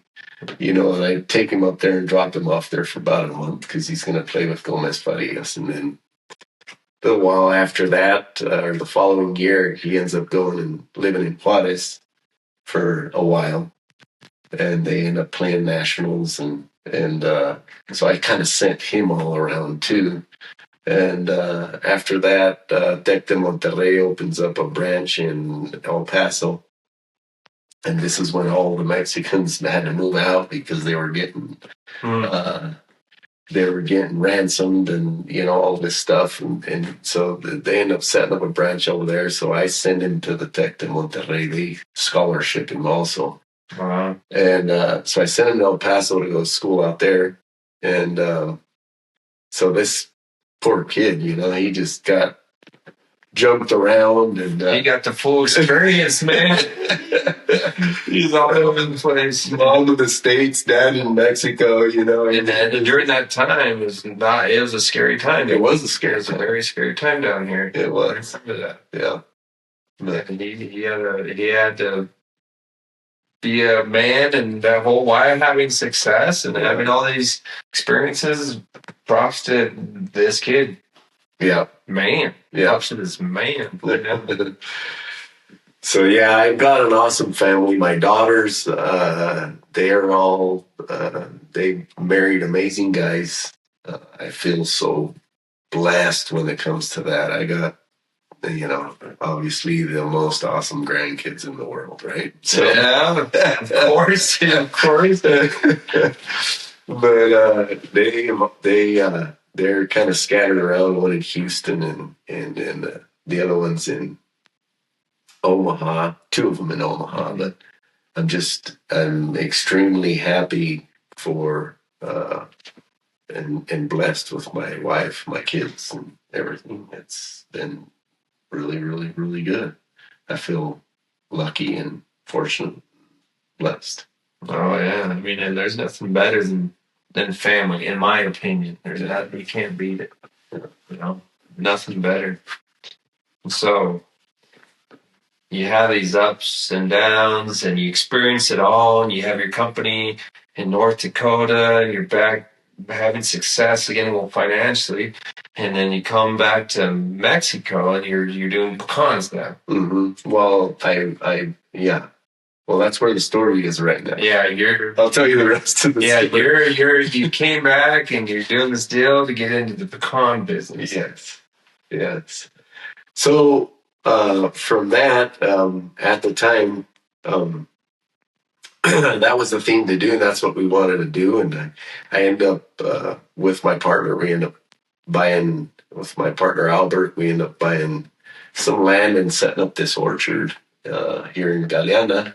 Levarón, beautiful place, stuck to the Rocky Mountains. It's just a beautiful. Yeah, I've seen pictures. It is like picturesque, like the most beautiful piece you can buy in this region. Yes, very, very pretty, and we set up these orchards there, and I tell my kids, you guys can just bury me right over here on top of this hill. Like, this is it. Yeah. Remember I told you about the finite goals and dreams, right? That was the vision. That was the plan. That was the vision. That was the plan. Like, I can just die right here. Yeah. Like, this is good. Amazing place. Anyways, a few years into it, I start worrying about certain things. Lots of pecans being planted, and at the time I'm still doing real estate, so I end up buying this ranch over here in Casas Grandes Viejo. The way that I bought that ranch or the way I stumbled onto it's just kind of interesting. I feel like it pulled me in, Yeah. it was a big mess. There was fights between Ejido and the title owners, and it had been an ongoing war for 20 years. And I decided I'm like, I think I can probably fix this. I'll negotiate with both sides and we'll make this all happen. These guys want to kill each other. Most people wouldn't even entertain that thought, like, this is a mess. No. Yeah. But then you have this, whatever you describe, like it's pulling you in. It pulled me. And it's chaos with titles and paperwork. And if anyone's done paperwork and title work in Mexico, it can be a very long process, difficult process. Yes. And you say yes to this kind of soul pulling, calling, whatever you can call it, but it pulled you in. Yeah, like in retrospect, I can call it soul and all that, but at the time, I'm just like, it's kind of like blind faith, like, hey, that's an amazing ranch. Yeah. And I look at it and I'm like, holy cow, this is really cool. Well, they're fighting. They've been fighting for a long time. The guy tells me, if you value your life, don't get involved. And I'm like, what do you mean? Like, what if anyways. Long story short, that would scare most any man away. Yeah. Like, as soon as someone says that, you're like, I'll just go elsewhere. I'll just keep doing pecans. Yeah, exactly. It's working. Yeah. It's working. It's a great business. Exactly. Why even mess around with something else, Yeah, exactly. So anyways, I've been in that situation too. Why don't you just keep doing chili and onions? Why do you even mess around with this other stuff? I don't know. Something's calling me. Yeah. It's a little mysterious. So we end up buying this, and then I had another project here in Nuevo Casas Grandes, Veredas, and then so to do all of that, I didn't really have the money to do everything I was doing, and I had quite a bit of debt, and I'm like, I gotta cut something. I'm too spread out. Mm-hmm. And in my mind, it was actually very, very clear to me what I was going to cut. And I was going to cut the pecan farm. And anyone else like me, like why? What in most beautiful pecan orchard, and it's making money and it's profitable. Yeah. It was just getting into where it was going to start making money. I held it through the toughest time. Oh, really? So you held it, 8 years? 8 to 10 years? 7 years. That's when it becomes in full production. I got 2 little crops off of it. Wow. But the year I left it, the second year, they got a pretty decent crop off. Yeah. Like I left it right when it was about to boom. So, but I had to let something go, and for some reason, people from Casas Grandes, Pueblo Mágico say, don't drink the water here because you won't want to leave. Yeah. And I guess that happened to me. I don't know. I showed up. We bought the ranch. I showed up. I stayed there a couple times. We kind of fixed it up, fixed the cabin up and stuff, and I drank the damn water, So it's in you. You're stuck. I'm stuck. So I end up selling all of that and coming, and that's how I end up in Casas Grandes and Nuevo Casas Grandes, both places, but primarily in Casas Grandes. That's where the bigger project is, and I feel a great, amazing sense of purpose, way beyond a financial or an economic benefit or whatever. That has to be there, right? Because otherwise you can't grow. You can't create. You can't pour from an empty cup. Exactly. So obviously that's important, but my thoughts and feelings about it go way beyond that. Like, at the time I used to drive out of the pueblo there, and you would see the sicarios organized crime parked on the side of the road. And I drive by him, and I'm sitting there on the farm one day, and I hear, toot, toot, toot, toot, toot, toot, you know? And these guys are target practicing on the highway. Right over by the little Capillita. Right on your ranch. It's just right on my ranch. And I'm sitting over here on the ranch, and I look over to our manager, and I said, you know what? I said, man, I must be absolutely nuts. But I said, you know what? I said, you know what that means right there? That we just need to work hard. That's it. I ain't going anywhere. And I ain't afraid. We just have to dig in and work harder, because our region, our people, our artists, all of the talent we have in this area deserves better. Right. Yeah. They deserve opportunities, And so this is a great opportunity to be able to share that. And I feel very passionate about that, and so. Yeah, it's very noble of you to, because there's a fear. There's a fear right at your doorstep. Yeah. And there's a fear in the region. And the nobility as a man to be able to try and create and protect a space so that the artist within everybody can come out. Exactly. Because when you are contracted by fear, you can't express. It paralyzes. And you're paralyzing. It's like fear is a contracting feeling. Yeah. And it goes throughout the community. It goes out to the reason. It is felt by everybody. Mm-hmm.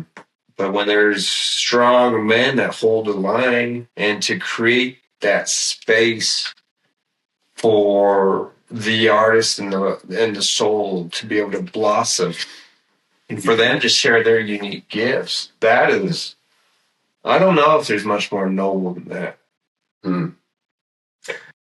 As a purpose and a duty and a calling for a man to do for the people around him. And tough times require probably extreme measures sometimes. And I do look at that a little bit extreme. But I'll tell you what, since I opened it, has 3 entrances. And it's been open for 2 years now. Not once, or something like that. I don't know the exact thing. Not once have we had a single issue. Mm-hmm. Not even with petty stuff. People respect. Humans innately are good.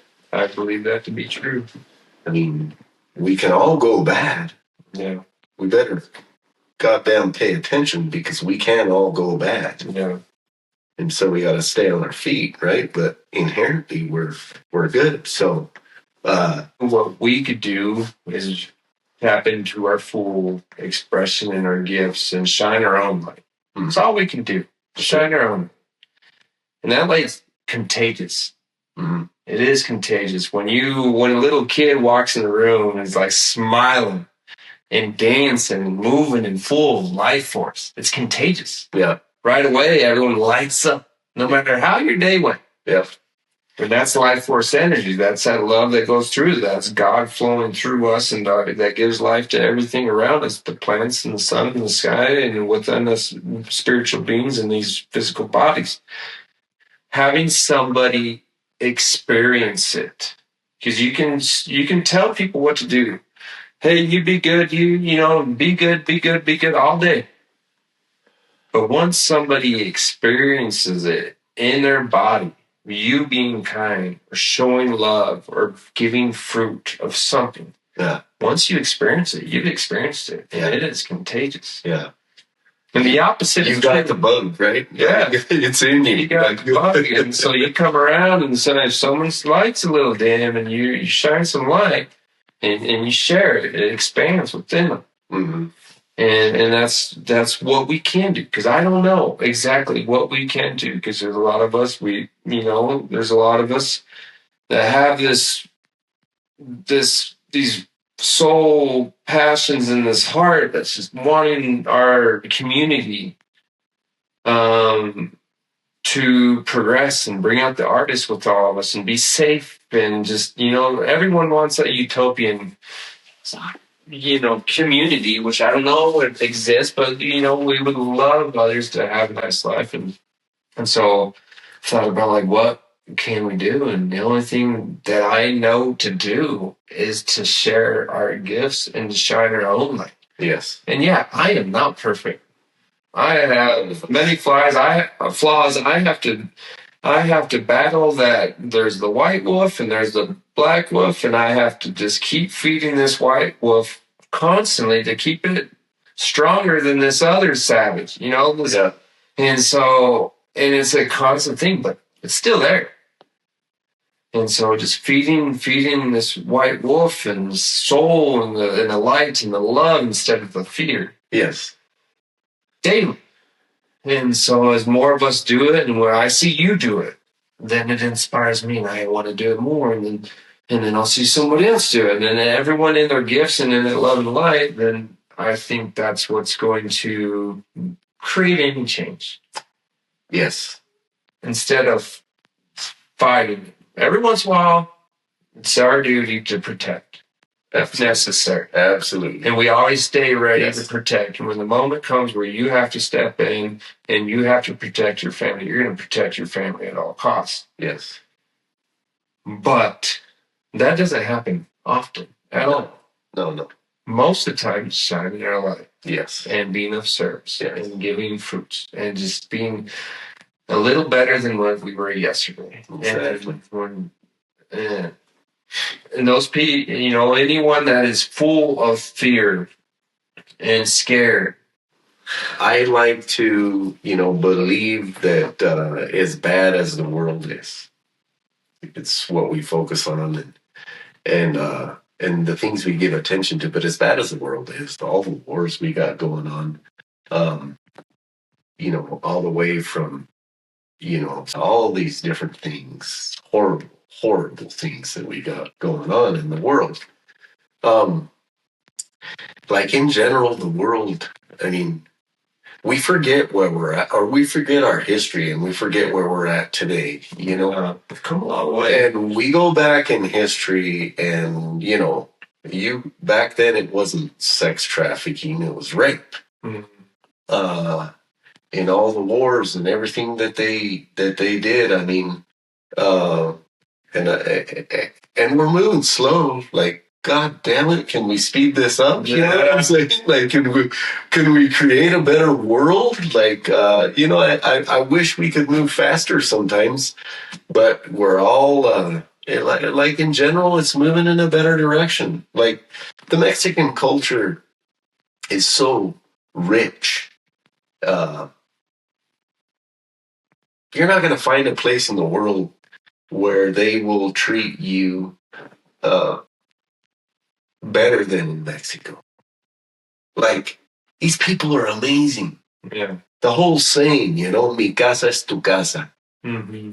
Like, I lived that when I was a little kid. Up in the Sierra here, went with my dad. Mm-hmm. And show up to a house. And are you going to get me crying on this one? Talking about culture. Yeah, it's crazy. It's fucking amazing. But these people, moving out of the master bedroom,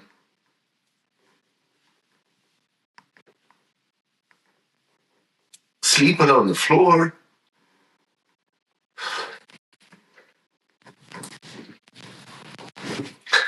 Yeah. And they turn that over to you, Yeah. You don't find that everywhere in the world. It's fucking amazing. Yeah. It's incredible. And I think Mexico gets a bad rap. until you experience it. Yeah, it gets a bad rap from the world in general, but like a super low percentage of the population in Mexico, they fuck it up for everybody.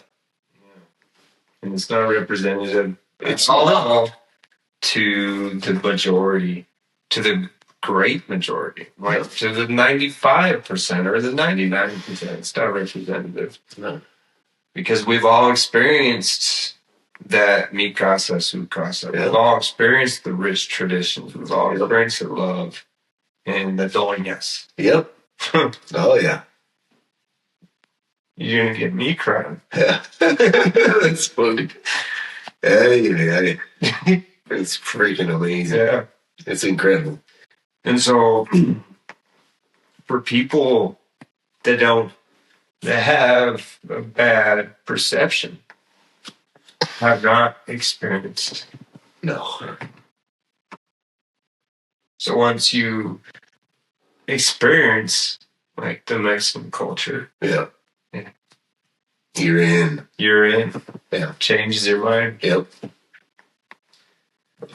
And so the key is to have people experience it. Yeah. And people are all the time tourists coming down. They'll come down to Paquime and they'll eat with the doñas and see the sierra and listen to the drum.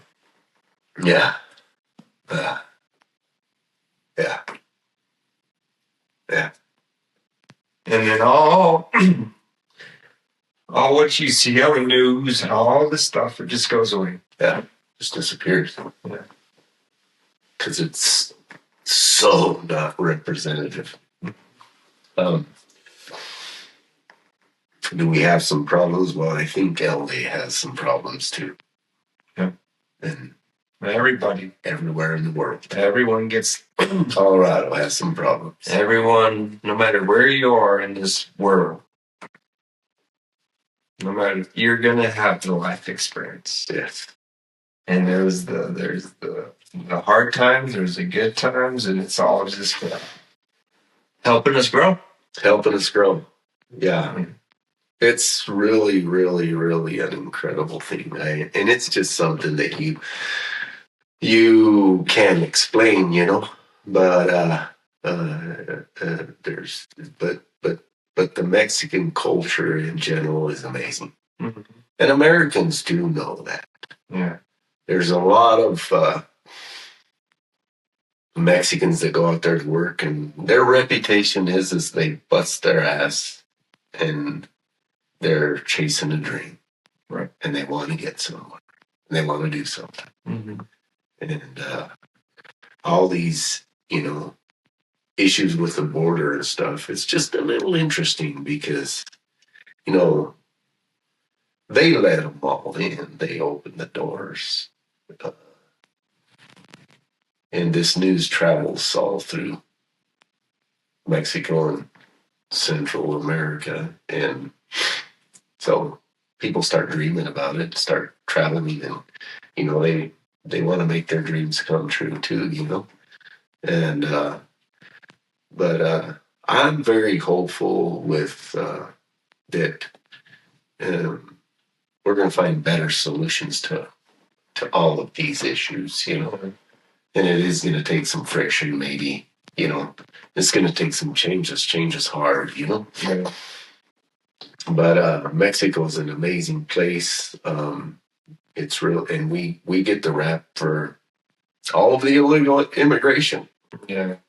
I mean, we're not the ones letting them in over there and giving them plane tickets to fly to these different cities and all this sort of stuff. We didn't do that. Mexico didn't do that. Yeah. But I think that through all that, I hope that good things are coming. Their investment in Mexico is strong right now. Yeah. We're fixing some of our own problems. We're seeing them kind of dissipate more. And hopefully we can live in some degree of harmony. Yeah. And And that's what we're going to shoot and work towards every day. That's all we can do, you know? Yeah, that's what I've thought about. Is like, okay, what can I do? What can I do for this world? And what, you see things that you don't like, and then you see a lot that you do like. You're like, what could I really do? And there's a lot that's out of our power, but what you could do is be the light and the blessing in your family and your community and your local region, whoever you have interaction with, and just shine your own light. Like it's overwhelming. It's like, man, how could I change this world? Well, that's very difficult and that's very overwhelming. But what you could do day to day is be kind. Yes. Bless your local community, tip your server, help somebody with some encouragement when they're down, be an example to the youth. And that's what we can do. Yeah. Thinking huge is like overwhelming, man. I don't know what to do. And I know like you have heart. And there's a lot of us out here that have heart and that want, and we just don't know what we could do. But what we could do is what we could do right here, right now, as we go on our day-to-day business. Yeah. And just trying to bless and to be of service to those around us. Yeah. Yeah. Very, very, very, very cool. A lot to do. A lot of work. Yeah. A lot of work. And enjoy the journey. That's, I need to learn how to do that a little more. We're all trying to figure it out because we're fathers, we're husbands, providers, employers. There's all these things that we have to do, and we can get caught up in that. And it's just like learning to enjoy the journey in action. Yep. We're living in action, and we're creating, and we're doing all these things, and enjoying that dance with life on the day to day, instead of like any contraction and the fear and the things that shut us down. And that's the goal. I don't know. I'm learning each day, how to do this life and how to navigate this thing, and I'm grateful for all the good times. I'm grateful for the hard times, and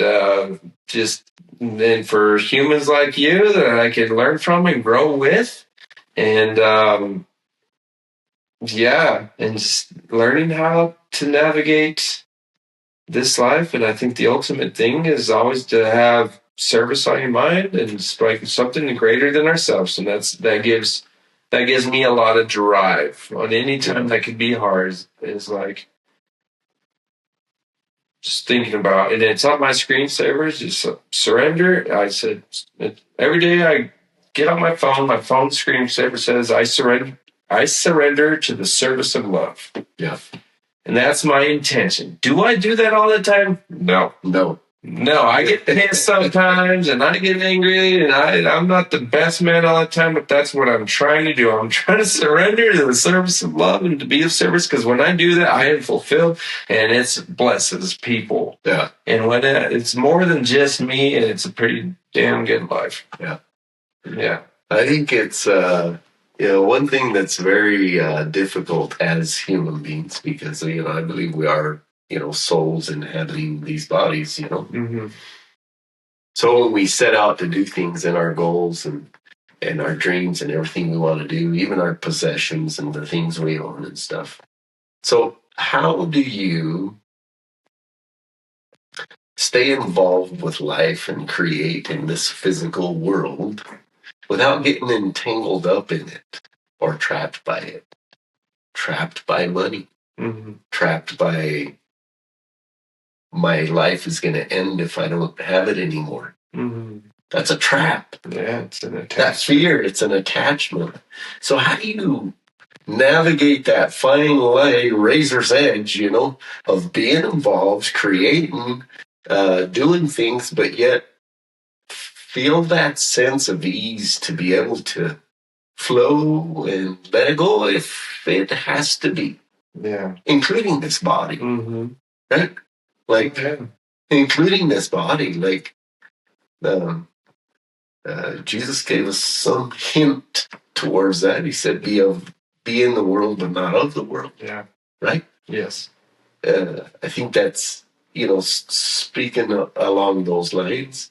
And that's so hard to do because, God damn, we get in our head about our business, about our finances, and farming is going to push every button that Yeah, it does. that you have to be pushed. Is it going to help? Did it rain too much? What are the prices like? What is the market like?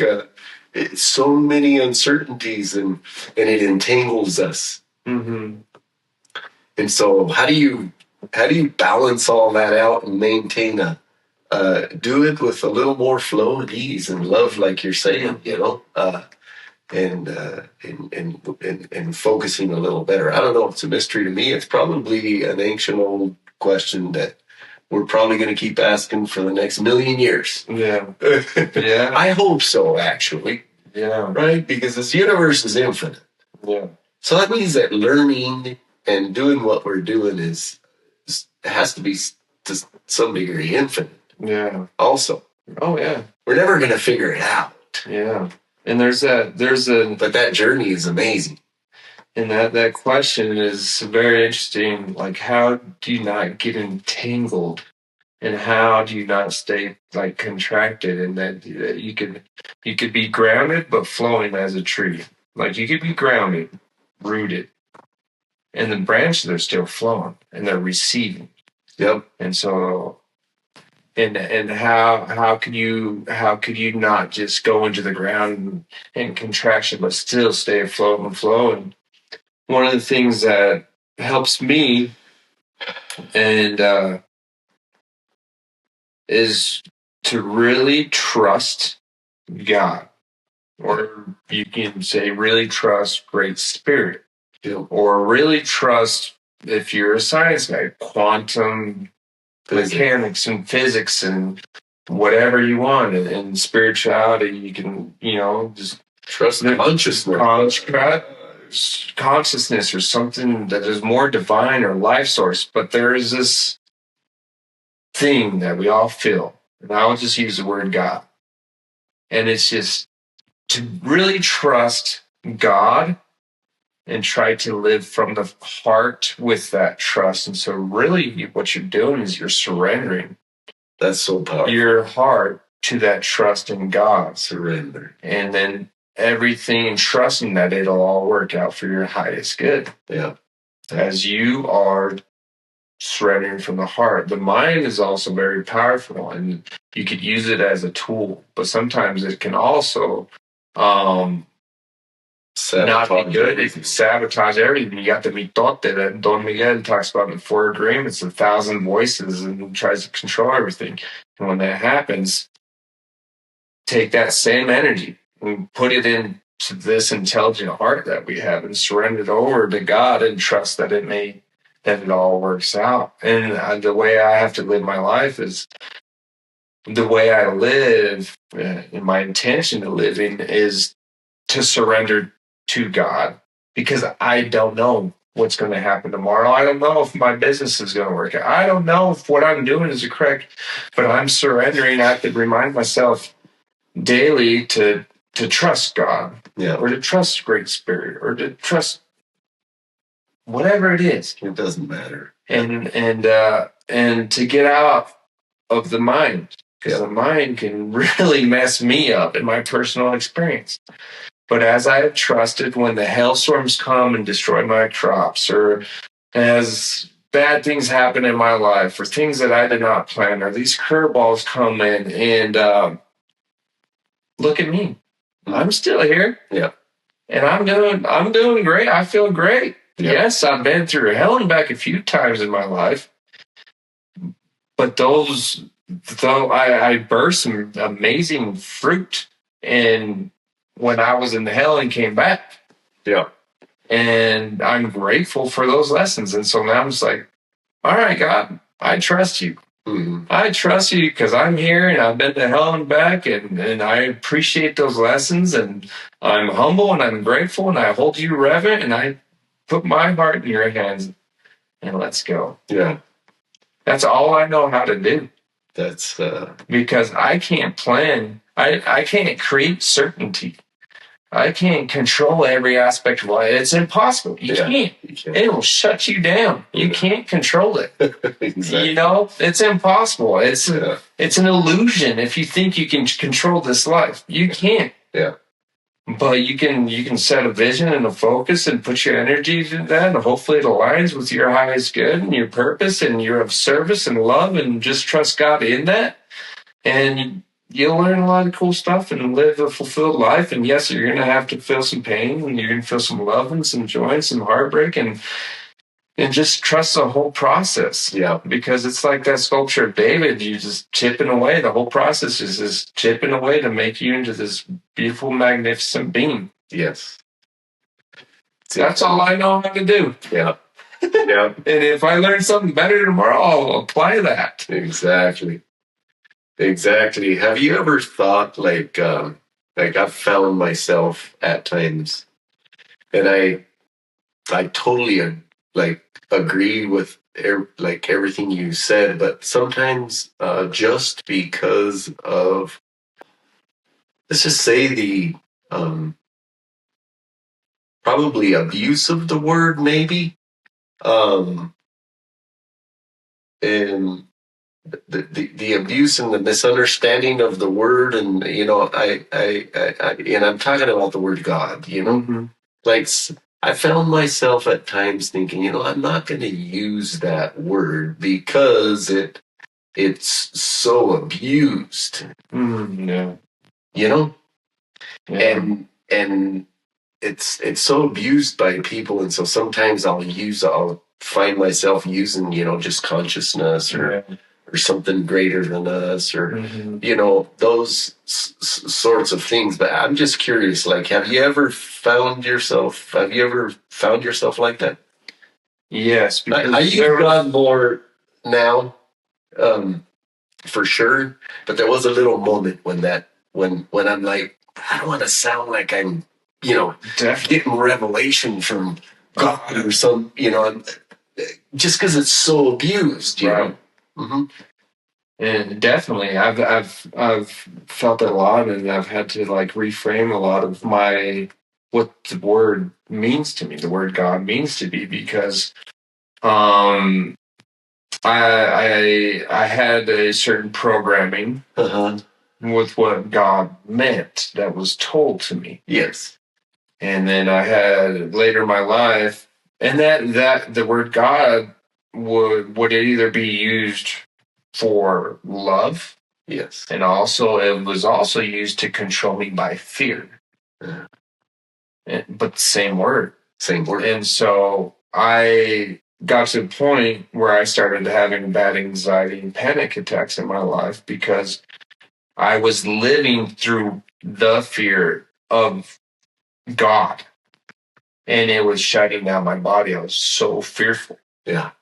Of what God was going to do to me. Uh-huh. And that pain caused me to really dive into what is God. Yeah. And have to deconstruct everything that I was told to try to figure out what is this? Because whatever this God that I've been taught is making me shut down, have panic attacks, and not feel good in my body. But it also is really loving. So it's just a very confusing time. It's like, is this guy going to kick my ass or does he love me? And so it's very confusing. And so I went on my self-discovery journey and learning and asking and experiencing God, Great Spirit, life force, consciousness. How about one way to describe him would be just it's a description, it's not a name, but just infinite love. That's kind of infinite love. That's what he is, right? Yeah. Yeah. And that infinite love, if Jesus said that the kingdom of God is within us, then that means that it is. Our challenge as human beings is to a great degree, like you were talking about a minute ago. I can't, my mind, and we talk about our minds and all this stuff. Well, yeah, the whole purpose is to quiet the mind. Oh, yeah. And to be. Yes. Yes. Right? And that's where you start tasting little pieces of what God is.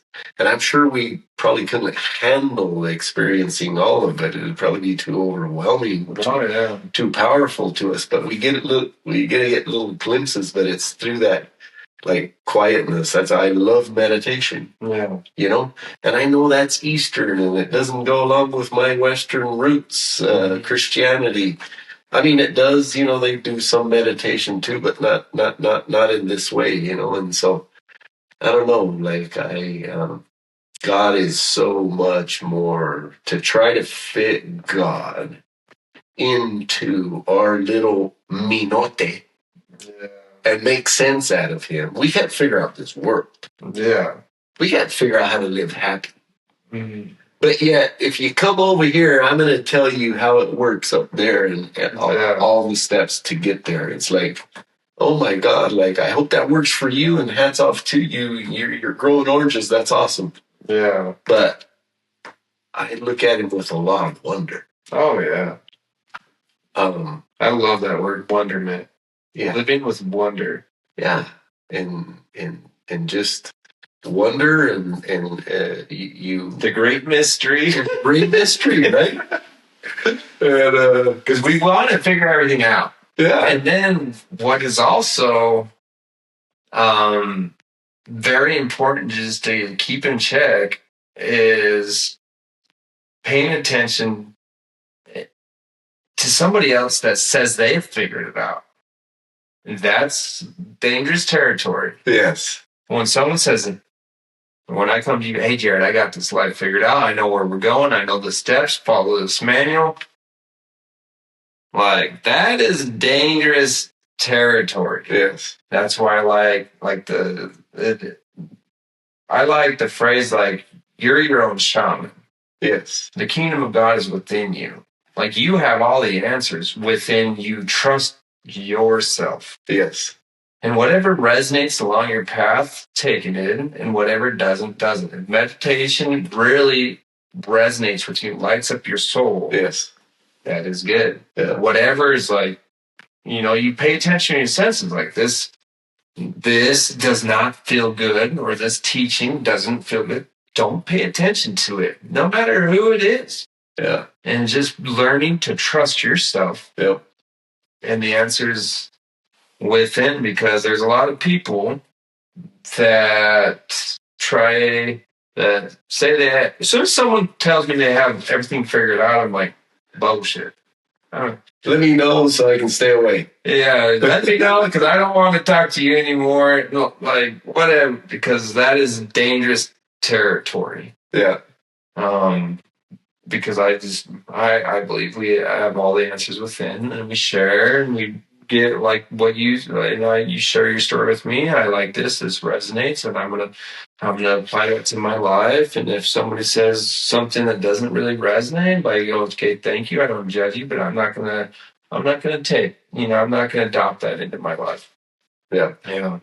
But like with the word of God, it's very interesting, because there was a time I didn't use it. Years. Mm-hmm. Because I had some past trauma with it, Yeah. Exactly. And I was manipulated with that word. And so, like, I had to deconstruct and then gain another relationship. And for me, I use it just because it's a universal word that people can understand. And in a different situation, and then I like to reclaim it, because, like, I have a very beautiful connection now with God. But when I say the word, it means so many things that are precious to me. Yes. Yes. And in different language, it could just be love. Exactly. It's just love, but it depends. The person will take it however they take it, because it's dependent on the awareness that person has. Yeah. And what that person's experience has been. Yes. So I don't know what everyone will interpret the word the way they at their own experience. Yeah. Yeah. Yeah. And so words and language are so limiting. Yes. And so, but I know what you say, like I know what it feels like. Yeah. I know what we're trying to describe, how it feels in my body. You don't even have to say the word. Exactly. Because you know the feeling and you've experienced that thing. And the word is like there's better ways to communicate than with words. Yes. And that's like how you feel around somebody and how your experience was. And when you experience the sun and the wind, and when you experience love and your mother making this food from her soul, and you experience it, there's no words needed. No. I wonder how if today, we're all in awe with all this technology that we have, and such great tools, and they're freaking amazing. Like that we're able to do all the things we do, but you wonder if we're like missing out on that communication. Like, you read some of the stories way back in the day, and there are, and probably are to this day, but it's just not as common. But people could communicate with their minds, telepathically and stuff like that, and receive some messages, and they knew certain things, and their senses were probably a lot more in tune because they weren't so influenced by everything that we have here today. So I think this effort to try to get back to that fine tuning that you're talking about, to where you can sense somebody, even just that, Oh yeah. To where, you can almost communicate. It happens to us randomly sometimes, because it's so many times, you're thinking about calling somebody, and 2 minutes later they're calling you. Yeah. How many times does that happen? All the time. All the time. When I'm in, like, what the hell's going on? When I'm staying in tune, when I'm in tune and I'm sensitive to this life experience, it seems like it happens more. Yeah. When I'm receptive. Yeah. But when I'm contracted, and if I'm feeling fear, anger, guilt, rage, it seems like that it repels that communication. It does. But when I'm open and in a more heart space and tranquilo and peaceful, it seems like it happens a lot more. Yeah. I don't know exactly how it works, but it happens. So somehow or another, we all are connected, right? Oh, yeah. We have to be. Yeah. That's why, as humans, it's like, hey, we're in this together, guys. Somehow or another. I don't have all the answers, and I don't know if a utopia exists, but I do know we're connected somehow. Oh, yeah. We all come from the same place. Mm-hmm. I don't create ourselves. Yeah.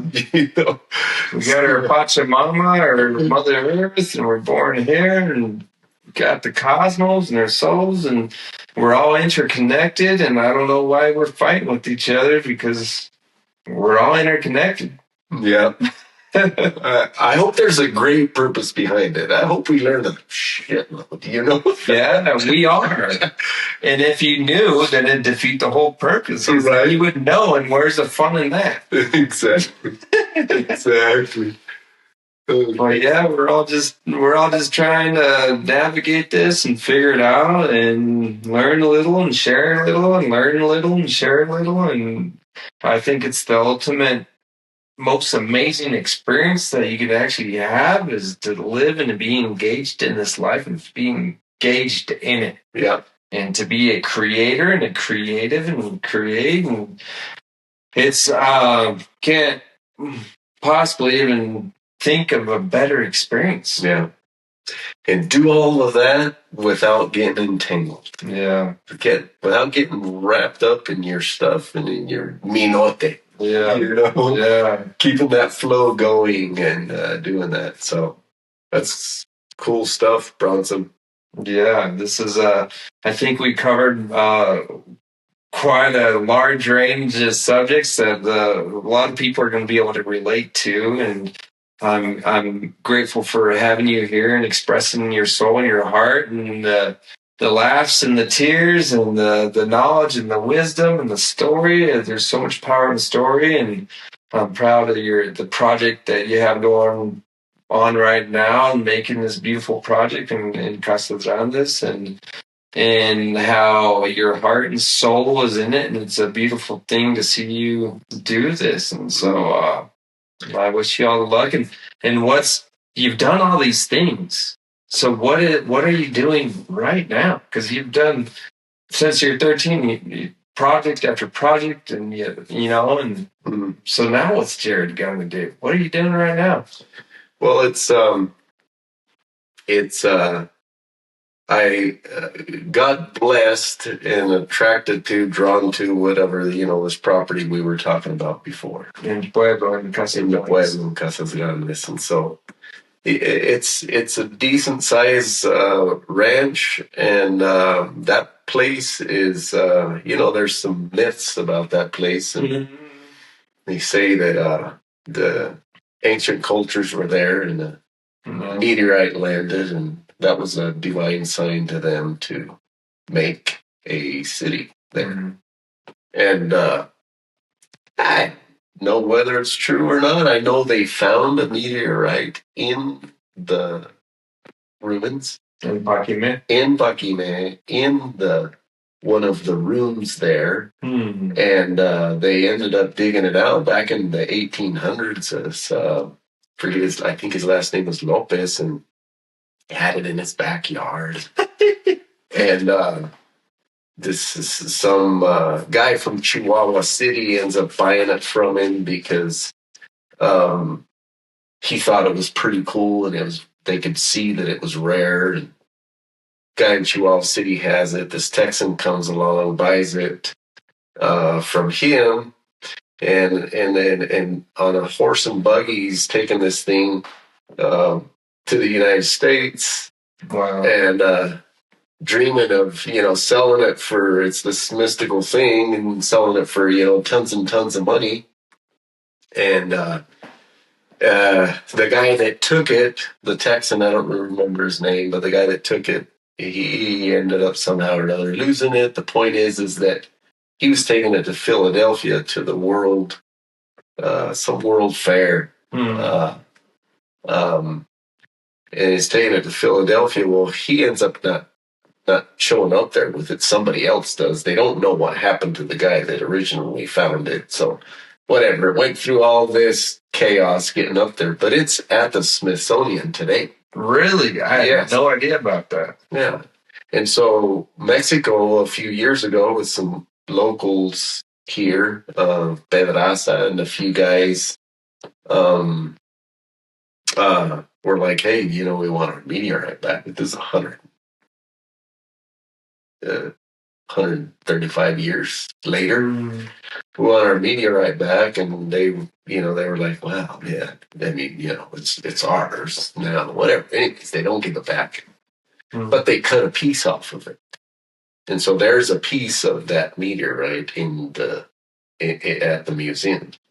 I did not know that. You have to go check it out. Yeah, I've been to that museum so many times I didn't know. It's right when you walk in. Looks like silver looking thing. And so there's a lot of mysticism around this area.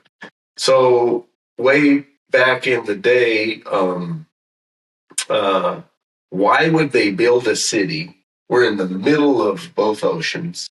It's cold. It's windy.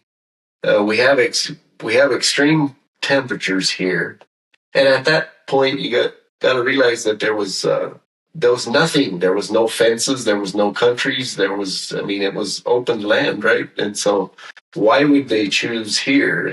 Some people say, oh, it's because there was two rivers that came together. There's rivers in Sonora. There's rivers in Jalisco. There's rivers in Coahuila, and all these different states. It can't be because of the water. That's thinking very locally, right? Yeah. So why were they here?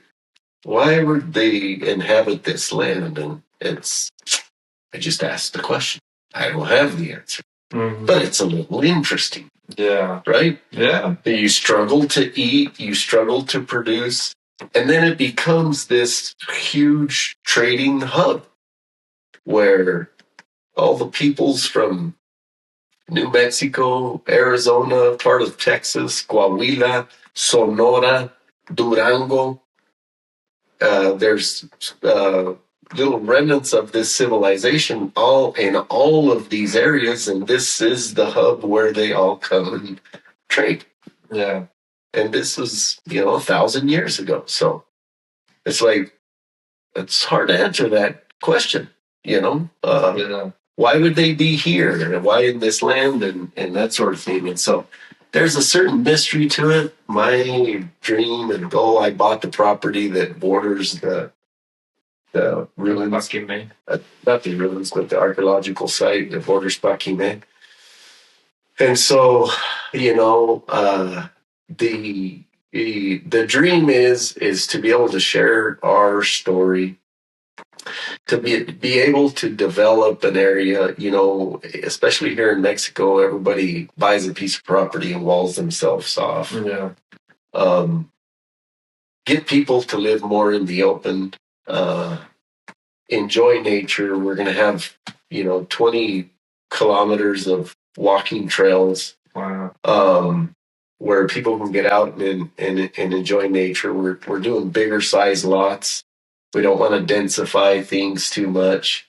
We're doing vineyards. The idea is to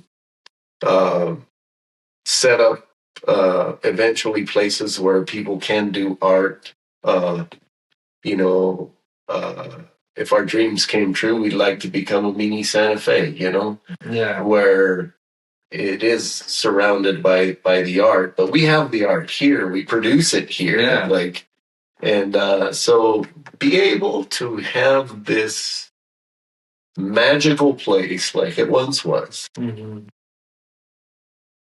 where people can come and really connect with themselves. We got this rich culture where, we do the temazcales, and they're different than a steam room. And then, they're done with a lot of purpose behind them. Yeah.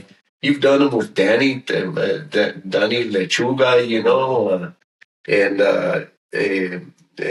there's all of this. I've had some people do those temazcales with him and have amazing experiences. Yeah. Like unexplainable to me a little bit. Like, you connect, right? So if you have this place where it's this type of an environment where people can come and do that, it's not a beach town that's full of party animals. Yeah. But it's full of culture. We do have the vineyards and, all of that. So the idea is just to develop this type of a community where people can connect with nature and connect with themselves. Oh, wow. And that's kind of the main idea behind it, in this magical place. That is noble, and I could say that is what Casa de Grandes has done for me personally, and Chihuahua as well. There's a lot of traditions, and there's a lot of culture, and there's a lot of spirit, and there's a lot of soul that I've experienced to be able to connect with others, and then also reconnect with self, with myself. Yes. And I think it's very noble that the project that you're doing, and then you're allowing space for the artists within to create and to connect with other people's arts and expressions, and connect with the culture of the place. And does it have a name?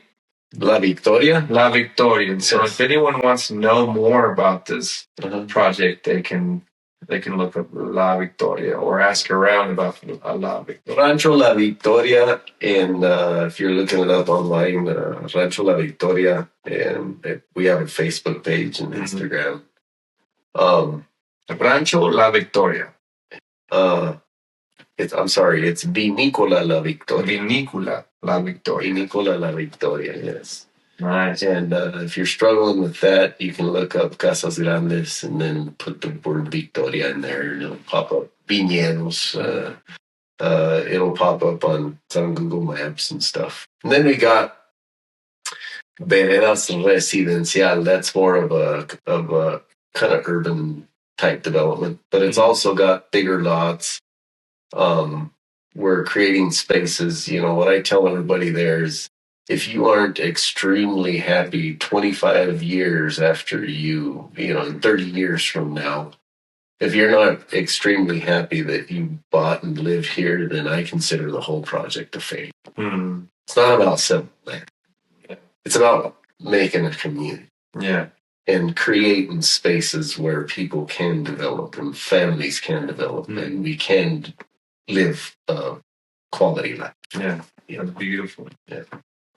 Well, yeah, if you and then yeah, for anyone that wants to contact you, ask around for Jared Jones and projects, and you'll see him around town. And I appreciate you sharing your story. And I'm sure you sharing your story is going to inspire a lot and touch a lot of people. And it's nerve-wracking to share one's story. So I commend you. I mean, applause you for sharing from your heart, because that is, you open yourself up to the world, and that's very noble, because I know there's going to be a lot of people that are going to be touched by your story. And so thank you. Thank you, Bronson. I love what you do, and hats off to you for this trailblazer mentality that you got, you know, and the way you've inspired me to, you know, step out of my comfort zone in so many ways. And so thank you. Thank you, brother. Appreciate it. Yes.